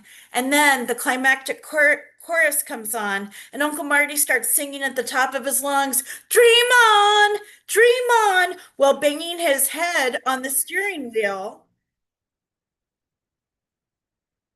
And we make it to a truck stop. He pulls over and he says, now I really have to get some shut eye. So we thanked him and did what good little punk rockers would do, and we drank lots of coffee and crocheted hats. Eventually the sun rose and he comes out with a female companion. He called her the little lady and said that they were engaged and he had finally found true love. He met her that night. So he said he could take us a little bit further. He eventually dropped us off at a Flying J gas station in Oregon, and he let us off. He told us he would pray for us in our journey. He gave us $10, which was enough for 2 meals and dog food. We gave him a hug goodbye. Lorna and I stayed friends for many years. After that, she was raising a family and married, and I was doing the 8-year plan with college. When I got into my late 30s, around the time I was getting sober, her life was getting really, really complicated and I couldn't fix it. We had a falling out and stopped speaking to each other. So whenever I feel sad about the loss of not having Lorna in my life, or I've just had a bad day at work at the library, or I get bummed out about the political situation in our country or climate change, I go on to Spotify, I cue up Dream On by Aerosmith. I remember Lorna and how much fun we had together. I remember the kindness and hospitality of Uncle Marty. I remember that I have a long-term boyfriend and life partner who I love very much. Hold on, Sarah. Please. We have reached way past our time limit. We are truly thankful for what you do, but we have gone way past our time. I am so thankful for what you do, but we are trying to keep it within time. Everyone, please unmute yourself. Give it up for Sarah Small.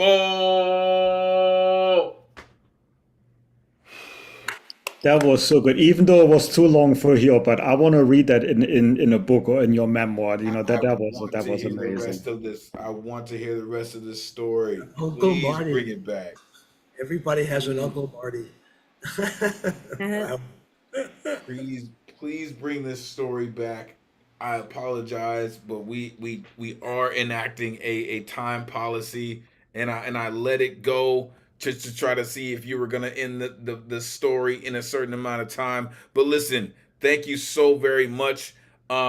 Listen, when you come through with a story like that, the textural aspect of the poem, the cultural references, the spaces that you bring in, right? The hitchhiking, the Pacific Northwest, the crank, the songs.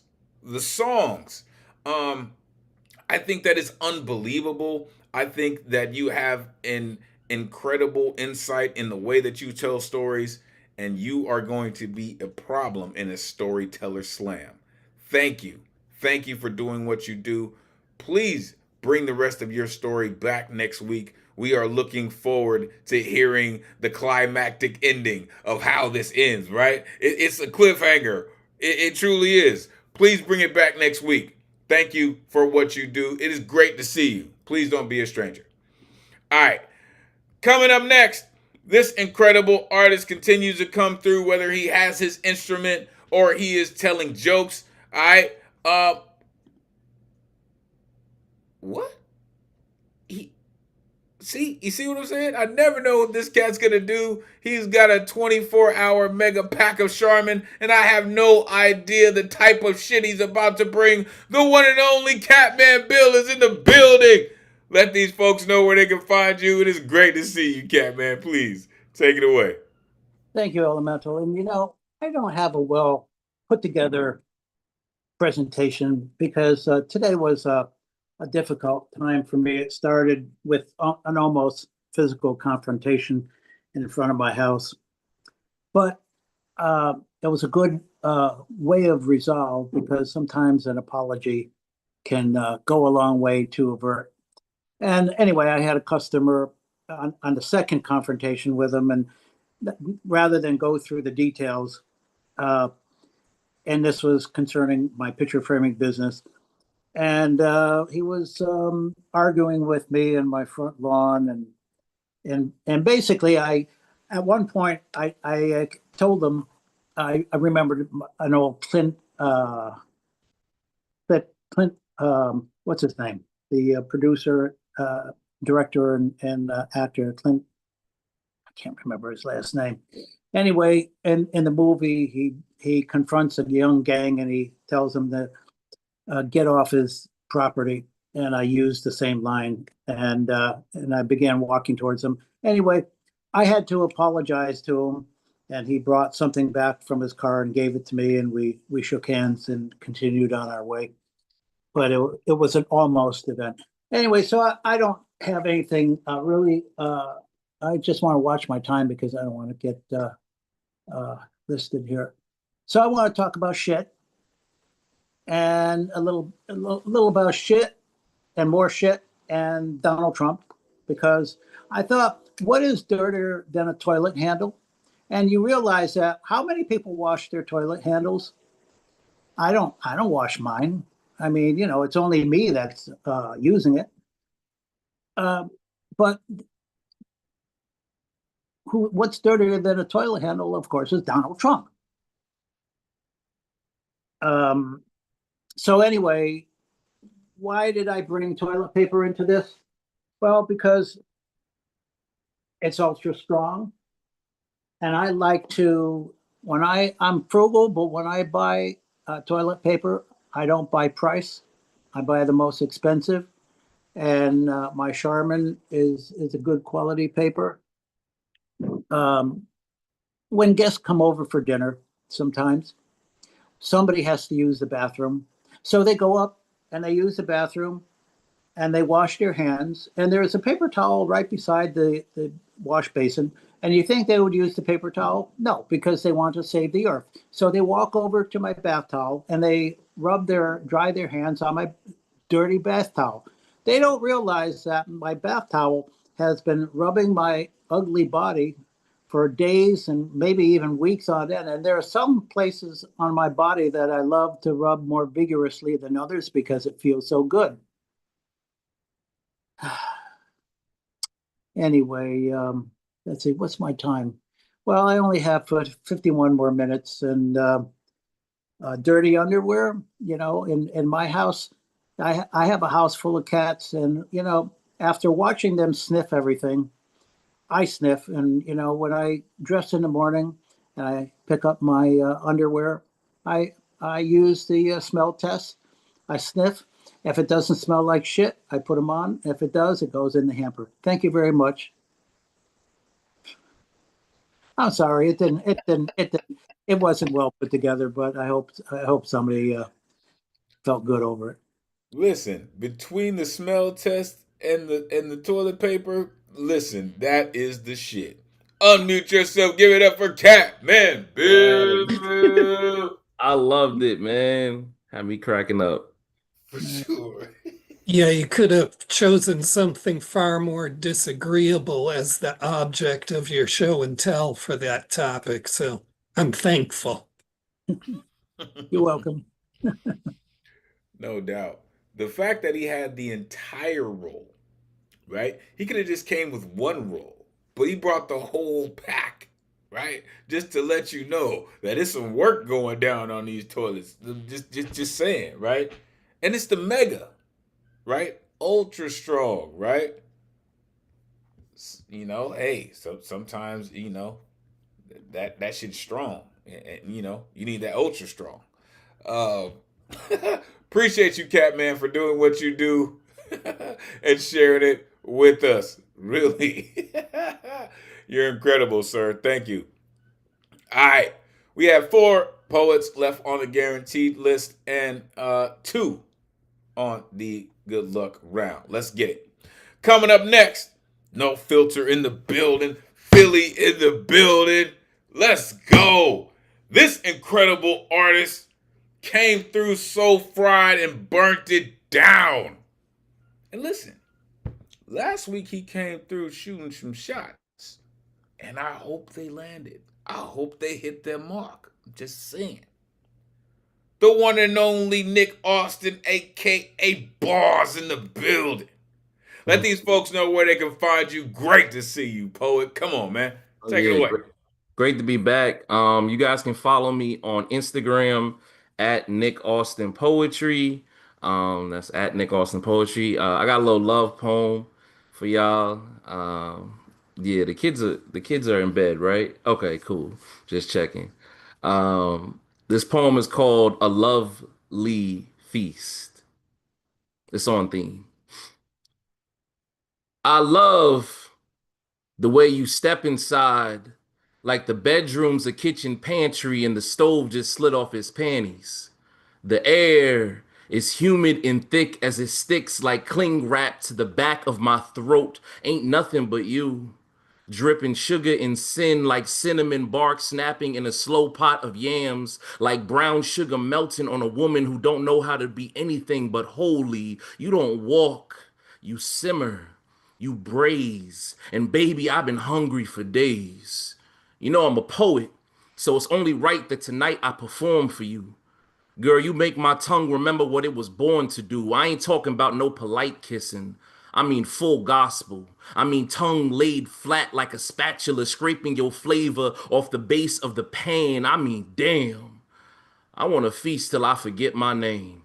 You got that gravy thick sex dripping off your voice, low and slow like molasses taking its time down the spine of cornbread. And God, you are cornbread, dense, warm, golden at the edges and bursting with what the oven ain't even deserved to hold. Don't you dare bite that lip like that, looking like a hot biscuit begging for jelly. Got me unbuttoning my patience. Got me breathing like I'm trying not to burn the roast, but you're already on fire. I'm just waiting for your grease to pop so I can give you what you deserve. Say the word and I'll come to you apronless and bare-chested with my heart boiling over. Say the word and I'll part those legs like foil over smoked ribs. Tear you open and let the scent slap me in the face and make me say your name in tongues. I want to eat like you've been slow cooked all week, like you've been basted in secrets, and I got a fork full of confession, like your skin got the crunch of fried chicken skin. You know the kind, hot as hell, burn your lips but you don't care kind, the kind that my kind kills for. I'll start at your neck. Nibble you like I'm searching for flavor in the bone. Make you squirm like the oven too hot, but you can't stop rising. Girl, I don't want no table manners tonight. Don't want no napkins, no rules, no distance. In this instance, I want to get messy. Sop up your yes with both hands. Use my tongue like a ladle, pulling honey from the hollows of you and drink till I drown. You ain't no snack. You the whole damn feast. And me, you know I only came to eat. Poem. Yo. Your ass gotta be careful with that shit, homie. Like for real, you gotta be careful with that shit. Unmute yourself, give it up for Nick Austin. Yes, thank you. Yeah, I'm never coming to another one of these food-themed poetry readings again because I go away having gained too much aesthetic weight, you know? Oh, goodness. That was the hot poem of the night. That was it. Hot buttered biscuits in this. Like, you know what I The mean? food metaphor. It's off the Great. chain. Yeah, all those similes were just, so lush, you know? Appreciate y'all. Serious artistry. Yeah, I want that line on a t-shirt too. You ain't no snack. Right. Thanks, y'all. Yeah, good See, wordplay. Yeah, good wordplay. wordplay impeccable. Listen, I love the bars that you put into every buttered biscuit that you brought to the table this evening, sir. You do what you do. Oh, how lovely she is. Listen. Listen. This is what happens when shots are fired and they land exactly where they're supposed to. Right? Shout out the Soul Fried Poets. Shout out No Filter.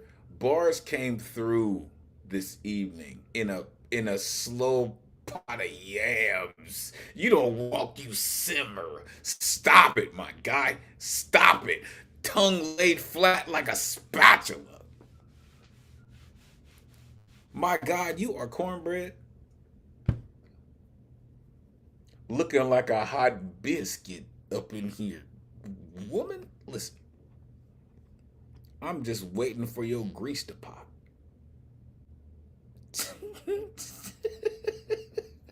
I got a fork full of confession.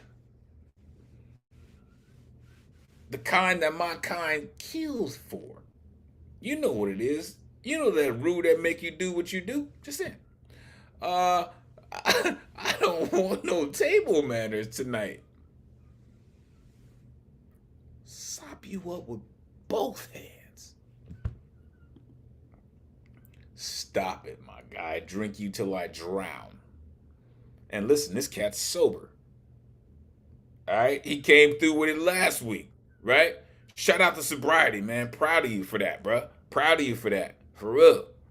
So you know how lovely the bars come through with it. Yikes. Is that or is that not new shit, sir? Yeah, it is new shit. Yeah, I know it is. Shout out bars, man. That dude just does it. Appreciate you, man. For real. Coming up next, like a fresh pot of hot butter biscuits. This incredible poet, a newer member of our community, comes through with the work. Make sure you check out her EP. She puts in the work. She is connected to a stream of creativity that is unlike any other. The one and only Lovely, the poet, is in the building. Let these folks know where they can find you. Great to see you. Please take it away. Thank you so much, Fran. I appreciate it. I appreciated all of your feedback on the EP. It was so needed and it came just on time, because I be in my head and I will play it and play it and play it over and judge it and all of these things. So I really appreciate you. Y'all, I'm recovering. It is hot. I'm warm. I don't know if y'all are warm, but it's warm. But yes, shout out to my love, my muse. And literally 90% of the inspiration behind my EP, Nick Austin. My man. And so I'm trying to focus and you doing stuff. But yes, shout out to you. I love that poem. And I am going to share on a slightly different theme. I'm gonna take it back to our political discussion that we was having earlier. So I was telling my love that I don't really have that many food poems, and somebody said it earlier, but I'm a foodie, but I don't have that many food poems. And I was like, wait a minute. But then I remembered one of my fan favorites that everybody loves. Actually, there's like 2 fan favorites that everybody loves that are food poems. Maybe I'll read the next one next week. But on the topic of politics, this is called the Cheeto poem. It's also in my book, Lovely Truths and Metaphorical Violence. Please buy my book. It will change the world. Buy it before it's banned. They will probably ban it. I'm telling the truth. Okay. The Cheeto poem. Steve Harvey on Family Feud. Name something besides an orange that's orange in color. I said Cheetos. The white lady said carrots. Ding, ding, ding. The white lady was right. White is right. Black is wrong. Ain't that privilege? I wonder if the right white lady knows what a food desert is. I do. It means she has access to Whole Foods and farmers markets and carrots, while all I have are corner stores and fast food joints and Cheetos. But I like Cheetos. Something about fake powder cheese just does something for me.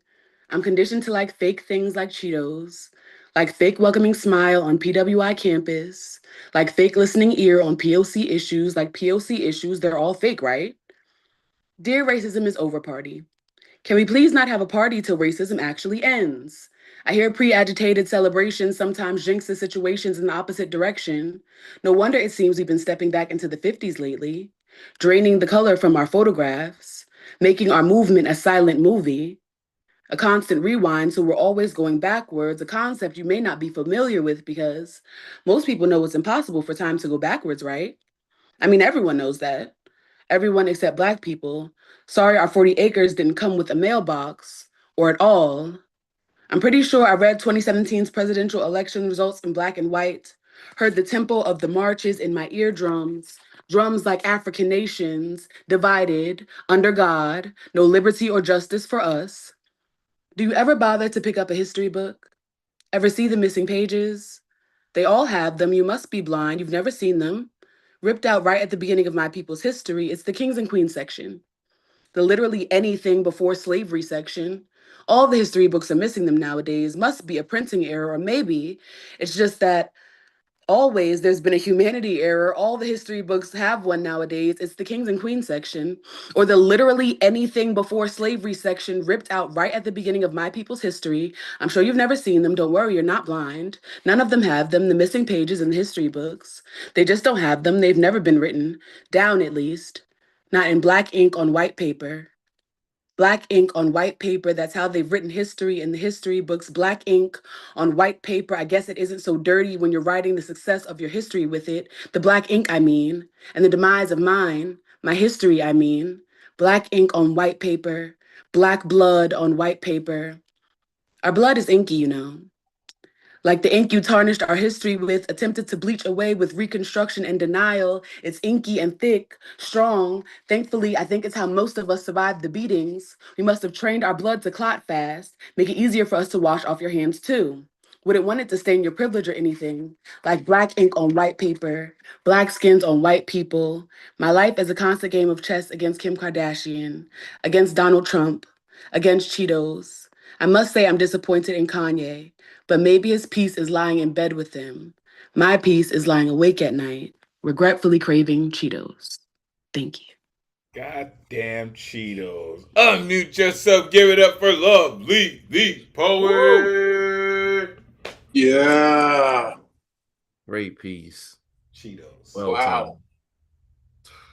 timed. It's such a brilliant take on resisting being disappeared, and it's what made it so great for me is you weren't just talking about you being disappeared as an individual, but an entire history, which, if you'll allow me to say so, also disappears any possibility of an us, being together. So yeah, I just found that really intense and brilliantly done.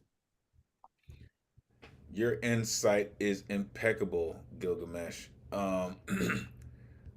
Listen, right on the timing. I love the fact that you put it into a bag of Cheetos. They weren't flaming hot, but that poem was. White with the black is wrong. Ain't that privilege? Like corner stores and fast food joints and Cheetos. Listening ears on POC issues. I'm sorry, our 40 acres didn't come with mailboxes. No liberty or justice for us. Like, god damn it, I was just working on a poem today. Must be a printing error, which then would mean every textbook is a printing error. A humanity error. Listen, don't worry, you're not blind. They got it wrong. They've been getting it wrong since the beginning. Trained our blood to clot fast. Man, listen. The two of y'all back to back is a problem. Just saying. The bars are lovely. I'm just saying. Those lovely bars are incredible. And anytime that y'all want to bring those lovely bars, we are ready for them. Appreciate all of the black love. It's fantastic. Thank you. Y'all are an amazing Ted. Like, God, appreciate you for what you do and all that you do. I'm glad the shot hit its mark. Thank you. All right, coming up next, Brooklyn Stand Up. This incredible artist continues to come through. Storytellers in the building. Listen, whether her work is in the short form or in the long form, she is a master of her craft. The one and only Markensia is in the building. Let these folks know where they can find you. Great to see you. Please, take it away. You can find me here on Thursday nights. This is no El Toro or King da Ka. So what is it? Well, a Playland mousy kiddie ride, the Crazy Mouse. My first hit of adrenaline was met with silence, a rattling clickety-clack, anticipated rapid acceleration, suspended S-curves, left and right swerves, breath held, eyes wide, hands grasping hold of metal restraint, feet dangling, like I barely met the requirements, convinced I'd swim off the thing and live to regret the experience. The kiddo screamed behind me, as if playing tag or hide and seek, knowing this thrill as only temporary. I wanted to be brave, but resisted the urge to empty my intestines and esophagus. I stayed afloat, holding onto belongings of others for which they could not take with. I squinted into the distance, narrowing in on the dizzying swings, spinning clockwise and reverse directions. Bumper cars intentionally collide. I have no permit or license to boast about, but here no rules apply. Some rides have collapsed and taken lives. I spoil the fun for some, left under the sun simply to exist, yet praised by elders from afar as a nun with human tendencies, yet so mysterious. Their children's lives secrets, yet taking risks, faces washed with poker face. I want my cup overflown. True freedom for me is overcoming overthinking. Thank you.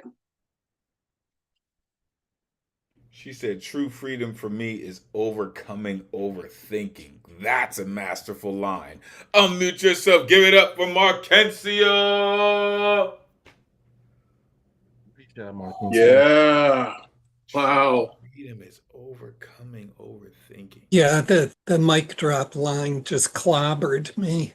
That was you're working again doing these really complicated things where you because of your ability to do these things with a kind of literary texture in them, you combine all these like 2 or 3 different themes into one thing. That just takes a real talent of synthesis, and I'm glad I'm here every week to hear what you're gonna teach.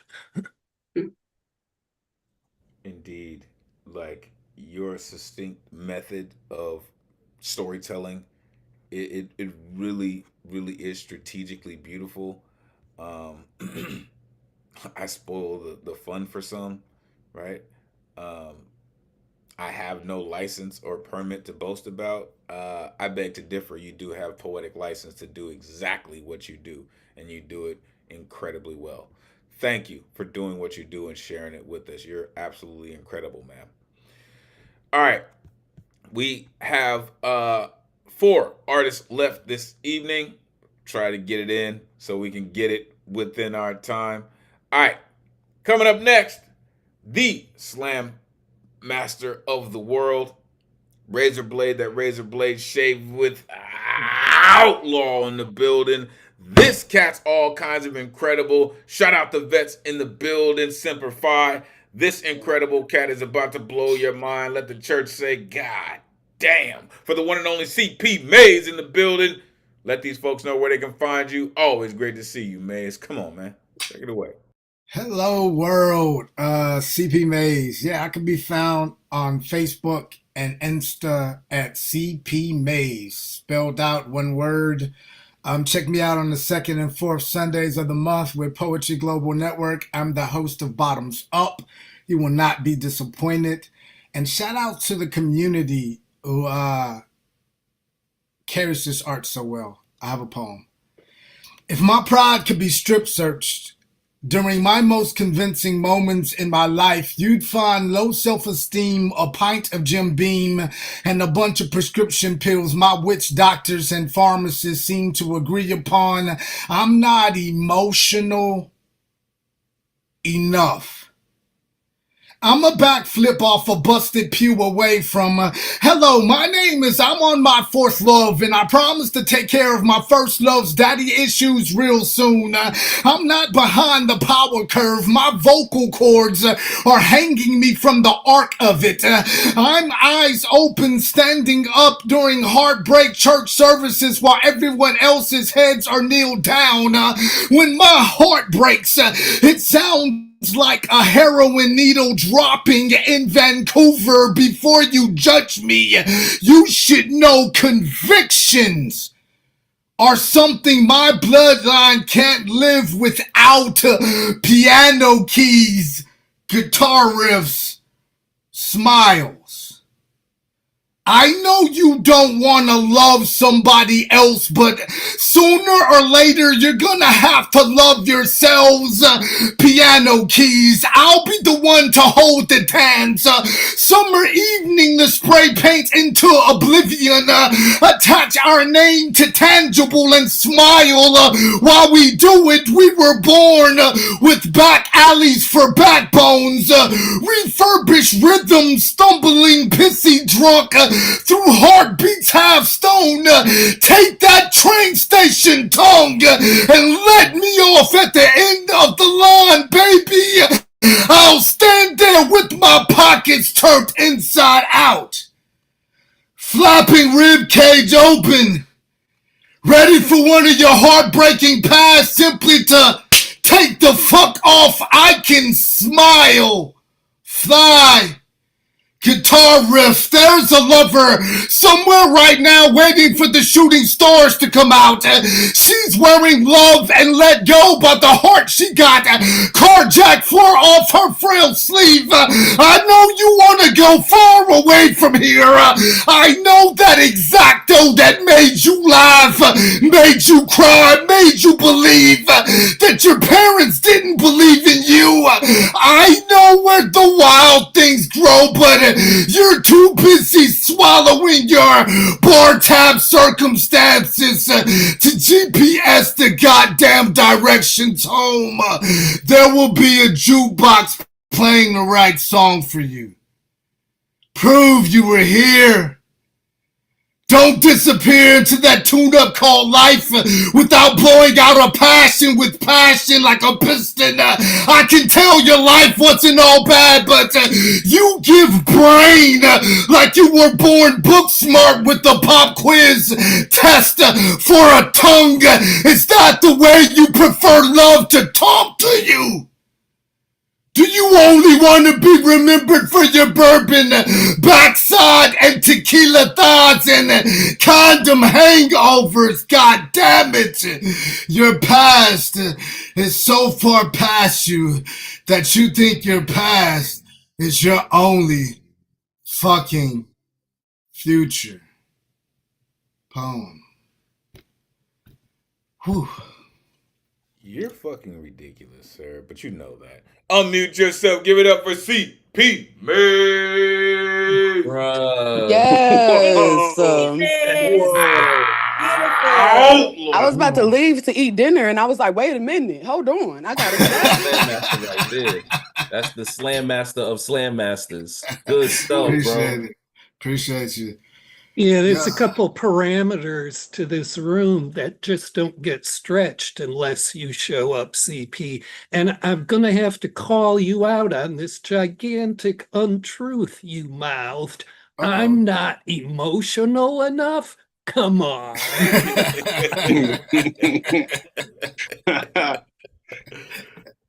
Stay out of my head. Get out of my head, Skiff. Get out of my head.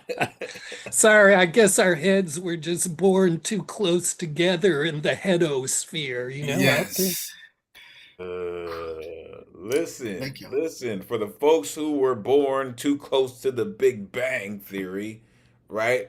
Listen, the expansive universe of your imagination can't contain all the words that you come up with. But we're here for it, right? I know these boxes have a finite dimension, but this dimension has no finite dimensions. So make sure you continue to break the walls. Make sure you continue to go beyond the fifth dimension, and you do exactly that. A heroin needle dropping in Vancouver, stop the madness, sir. We were born with back alleys for backbones. Stop it. Blowing out passion like a piston. What are you now? Like some sort of an engine? Like stop it, man. Like combustible. I've said that before. You're combustible. No gasoline. Unless he has kerosene for blood, which I can vouch for. Incredible, man. Outlaws in the building. This dude's incredible. Appreciate you, folks. Shout out Double Dragon. Shout out Swanye West. Always incredible. All right. Coming up next. Listen, we have reached the good luck round. Let's do it. Coming up next. I didn't know that this was going to happen, but I think we're here for it. And I don't know if the world is ready for it, but it's about to happen. So, coming up next is the one and only, our resident micro triptych travel agent, the one and only Nemo Soom is here. But Nemo Soom is about to collaborate with Mrs. Good Luck Round herself, the one and only Elizabeth Horan is in the building. Prepare yourself, folks, because this collab is happening. Nemo, Elizabeth, let these folks know where they can find you. I don't even know if I'm ready for this, but it's happening. Please, y'all, take it away. Great to see you both. Thank you, Elemental. Thank you, everyone. What an amazing evening of poetry. I'm going to let this poem speak for itself, but it has been an honor working with you, Elizabeth. The most vulnerable I've ever been was lying in a hospital bed where I couldn't sleep because they wouldn't let me lay tangled in my machine. And if they'd believed the words I'd spoke, they would have taken so much more. When they came to tell me that 20 years of promises meant nothing now, I thought their guns were made for me, believed their bullets cast with my flesh in mind. But they only wanted to inform me that I couldn't go home. The most vulnerable I have ever been might be right now, as I try to think of the words to describe how I am hurting for you. And honestly, how to choose just one time or place when I was the most vulnerable. Ever worn hospital underwear? The socks only come in ugly colors. And when he finally decides to bull rush, try to stand still.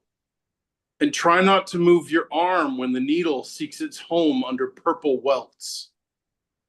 Tangled in machines and unable to sleep, trusting in people who tell me to get better for my children. She danced in the courtyard, unbroken and happily unhinged, while our eyes ached in time with her steps. He told me I had hope he hadn't seen, and I got his phone number, but I never called him. I tell myself I can see his face, but he's really just a blur, with blurted words upon his lips. Hurt. I hurt, Nemo. Not by surprise, by addiction, by your kindness. I sat on the floor, Ellie, and talked with the guy down the hall who was stealing from his lover. How she kept taking him back and how he knew he was a Trojan horse full of madness and violence and the inevitability of hospital hallways. I was a ward whore, and I liked the attention. I liked power, distraction, so I wore gold flip-flops, flirted with damaged women, met a guy named, I can't remember, and told him I would publish his book when we got out a few months later. And when he called me, I didn't answer. Snatching at memories, forcing them into the light that flashes every hour, every night, to make sure that we're still here, or at least that we don't forget where we are. I'm balancing on an invisible tightrope of defiance, that I will never go inside again, that the freedom of crazy is better than the jail of help. Ellie, be strong for your children. Try harder, get better. We have given you the meds, tools, small people who need you whole, not with lobotomy nor 6 feet underground. It's very simple and frankly reasonable request. Mary's gonna step on my toes if I try to lead again. Thirst is thirst, but the smoke might make you cough. I do whiff a scent of skunk and brain. My fault, my love for the rotten food. My mind is sifting Morse code to the click of the nurse's clogs. Dot, dot, dot. Dog bite. Dot, dot, dot. And it is dogs. Eating rancid meat in the moonlight. Dog bite is embedded thorn in brain. Worse when my teeth are crumbling chalk pieces. Worse when your dog was actually poisoned. We're marching down in no-slip socks, dancing round in gowns. Try the chicken nuggets, side of buffalo sauce. Dinner will be served when you least expect it. The butler left a lifetime ago, slipped out with the night nurse. They say he fell in love with chance, and she always wanted more than hope could hope to carry. Silver bells and cockle shells. Naval base in Pensacola. We dine upon your responsibilities. Was 8 when my dad gave up his. Delectable inevitabilities. Mean streets of adulting, me and you, Nemo. 4 legs, but not outside our failure's range. I can't tell who is talking anymore. I sit here watching the animals coexist. They don't go to therapy. They don't wear socks. They accept what they are given. They don't tiptoe. Hear loneliness singing down the hall, and it's only just begun to get dark. We're hours past dusk. The invitation has been issued. Small engine whine in the back of my mouth. Crippling mood, acidic face burn. I thank you for your courage as the mosquitoes destroy any hope of us being together. It's the nights outside that matter. These notches we get to make in our belts. The opposite of countdowns, counting up and away from the walls that don't stop. from the eyes that don't stop prying, except when I'm crying and then they're looking away. And isn't it a victory when we pull our pillows close? So vulnerable in the unlockable rooms, the rooms in which there are no ways to hang oneself. The meds do their work, and we lay there quietly in bed. And we're just waiting to be bled.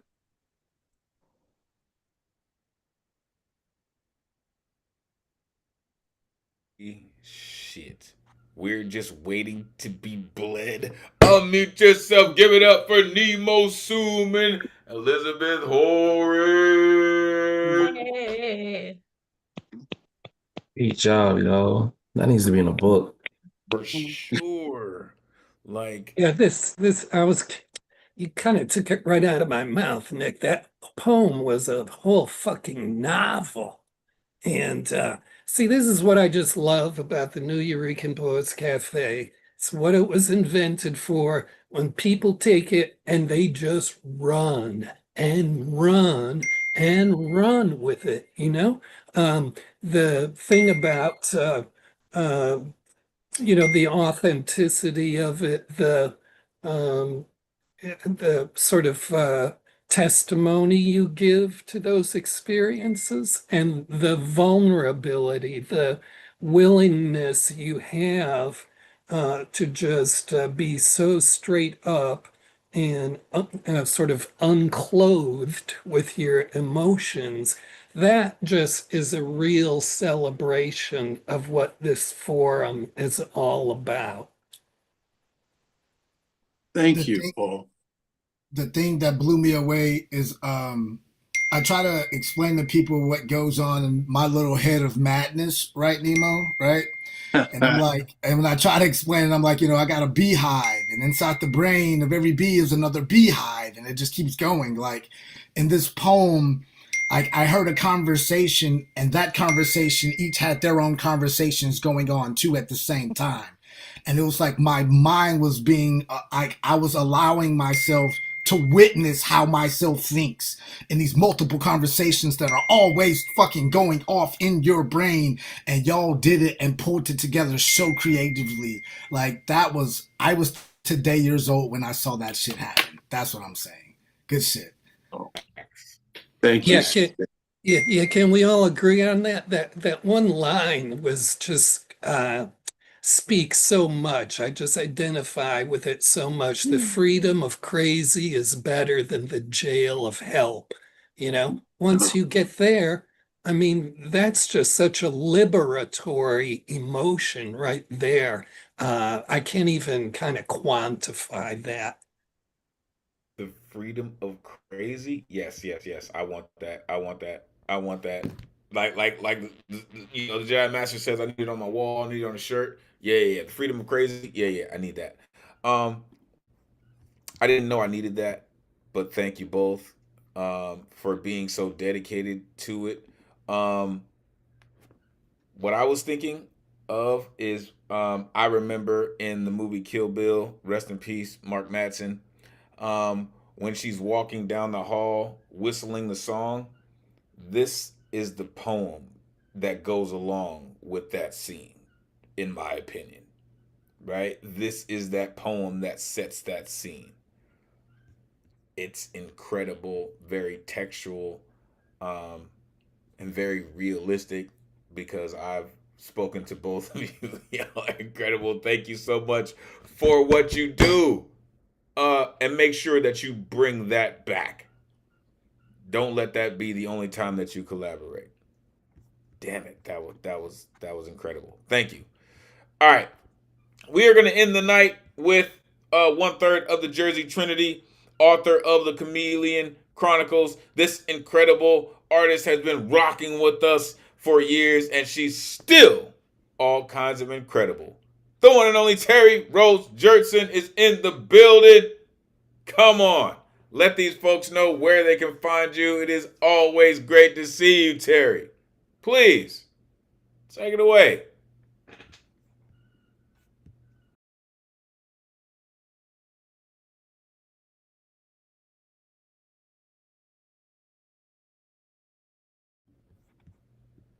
We are trying to get you to. Okay. There we Sorry, I go. was typing and then it didn't, and then it went away and I couldn't unmute myself.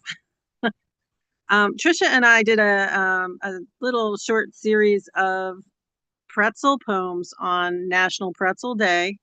So I'm going to read some haikus from there. Another haiku taking the easy way out, National Pretzel Day. 353, Happy Pretzel Day, twisty treat. Covered in mustard, Philly doughy salty kind, choose yellow goldens. What would Jesus do? Have faith like infamous seed, said to move mountains. And then I have this last piece. If I could twist my body like a pretzel, I would have to be flexible like a baby, who are able to suck their own toes. Imagine the pleasures that could unfold. Perhaps then being alone would not be so bad for those of us with sad personal friendships and a lot of free time on our hands. So that's mine. If Trisha didn't already go, if she wants to chime in. I'm looking at her face like, listen. Thank you so much, Terry. Unmute yourself. Give it up for Terry Rose Johnson. Good stuff. For sure. Listen, for the folks who know me, they know I am a fanatic on mustard. Right? Shout out to Outlaws. They learned it when we were at Soul Fried. I am a fanatic when it comes to mustard, for real.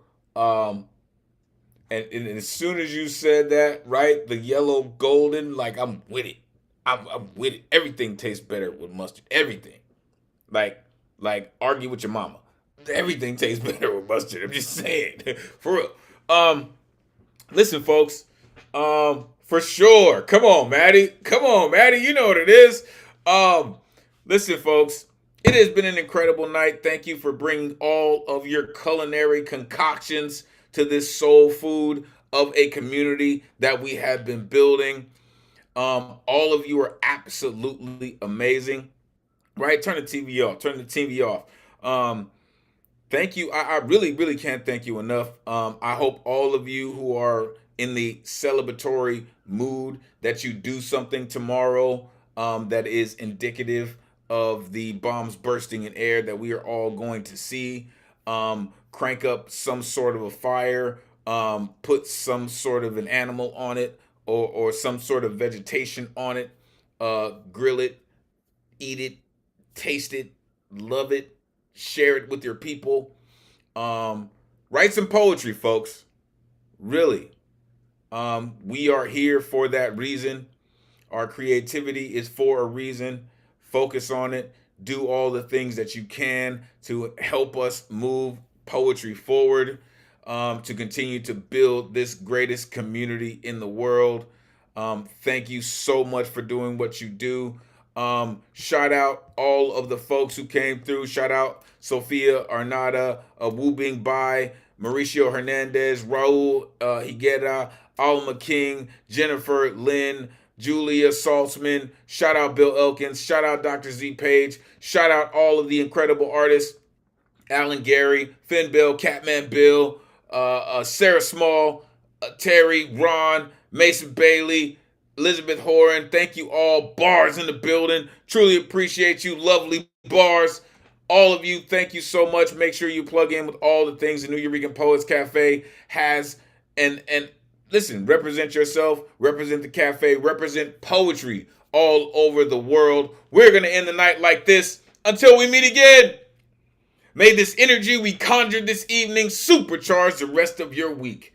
Take this power, energize others, energize creativity, as we all hope to do through the spirit of Miguel Agarin. Your voice is appreciated, necessary, and always valuable in this space. Thank you for sharing it with us. Never forget, cowards get buried here, and we reclaim our strength through our fearlessness. On behalf of the greatest community in the world, it has truly been a pleasure spending Thursday night with y'all. Until next week, peace.